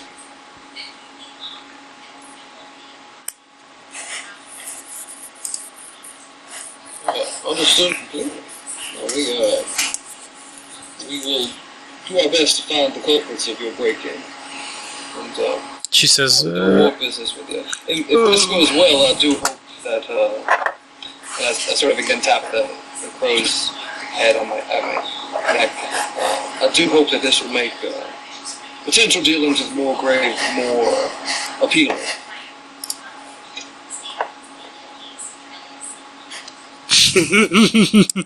Sorry, I was looking at that meme. So that's plus 200 gold to each of you. I told you I was going to try to drown you guys in gold. I want you guys to be able to not only buy more, buy Spelljammer ships, like multiple if you want. I want you guys to be able to buy like a ton of items. I'm trying to work on, one of my most recent projects is like a big list of like not just regular weapons, but like adamantine weapons, star metal weapons, mithril equipment. Like I'm really kind of interested in like getting a big list of equipment for you guys with kind of cool things they can each do. So I want you guys, if you guys find you don't have enough money to buy a lot of shit, tell me. I will add more money. I want this. We're moving slowly to Final Fantasy in space. I wasn't prepared for that, but that's okay. And so she does allow each of you to take the bags of gold. I guess she only gets 1, 2, 3, 4 of them out. They came in with us, remember? I said before we walked in, like, we have a couple of friends around the corner, and I called them over. Oh, but I hid. So that's Actually, 5 bags. so I was gonna flavor this though. I was gonna wait till she got through talking, but my plan was to pop over here to the corner and wait for her to notice, and then if she asks any questions, answer it. So. And the thing is, How do I won't you know I'm there until I reveal myself. how do you turn invisible? Oh, no, not invisible. I'm still hidden. I see. Carapist. I just flipped in the door before. Well, I will amend this to accept you two. Bricks and Randy. That's still a good chunk of gold for the party. Let's get for being a sneaky cricket. Get them out, though. If they got themselves in, they can get themselves out. Like, I told her to sneak back through the doggy door. Worry about that. yeah, very sneaky boys. You gotta sneak back out the doggy door. Just like the rest of the party. So I'm trying to figure out she. So let's just so you boys to get some insurance over there. What the fuck is over here, like? This is the part that was most exciting to me, is to see, like, obviously kind of most of these people you meet are going to want to try to work out some deal with you. The people you guys choose to, like, steal from or double cross is going to be very interesting to me, because that will kind of decide who as soon as you double cross someone, I'm taking that organization off the list of people you're going to work closely with, et cetera, et cetera. So, Meta talk. I kind of want to double cross the first guy that gave us money because he's kind of a scuzz. I don't know. Sly? I don't like. Yeah, Sly. I don't like him. You probably should. I like how he's thinking. I'm not afraid to tell you guys, because you'll figure out pretty quick. The more sleazy the organization is, the more they are going to pay you. That's kind of that's how it's going to work. The good guys will pay the least. The bad guys will pay the most. Now, you guys won't get any opportunities to get any quests from, like, the definite bad guys. There's a little bit of gray for everybody else, but there will be some people that, like, are definitely the bad guys. You won't get to work for them, so don't worry about that. But everyone else, you'll have to weigh. Yeah, you'll have to weigh how much you want your coin versus how morally gray they are. But the only other thing she'll mention. I want my gold. I'm gonna. I have some calm. Yeah. It's a language that I'm gonna, as she's doling out the bags and having the conversation, I'm gonna sort of jaunt from the corner. I'm gonna stand there and I'm gonna say, "Looks like you're a little shy." What the fuck? Where did he come from? Oz, the Warforged, is immediate, like, weapon draw. Like, what? Like, I hold my hands up. I'm like, lady, listen, you have to understand. I didn't know you didn't know me. Somebody's gotta make sure my friends don't get killed. If I wanted dead, it'd be done. We have. At that point, Drake's gonna be like, yeah. Put yourself out as well. You've It's had. nothing personal. It's just contingency, okay? We had to ensure that you were not a risk to our personal safety. We did not know what you had within your warehouse, and as you understand, some people in the business can be cutthroat.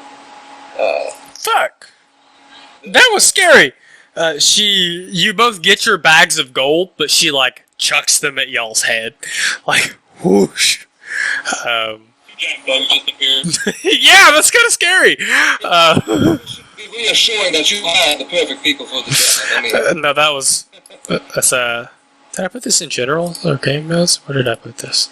I think you put it in the release notes. Ah, shame on me. You did that to me earlier. Oh yeah, I'm sorry. I didn't realize there's a separate. Yeah, it is very. Yeah, I need to move the voice channels.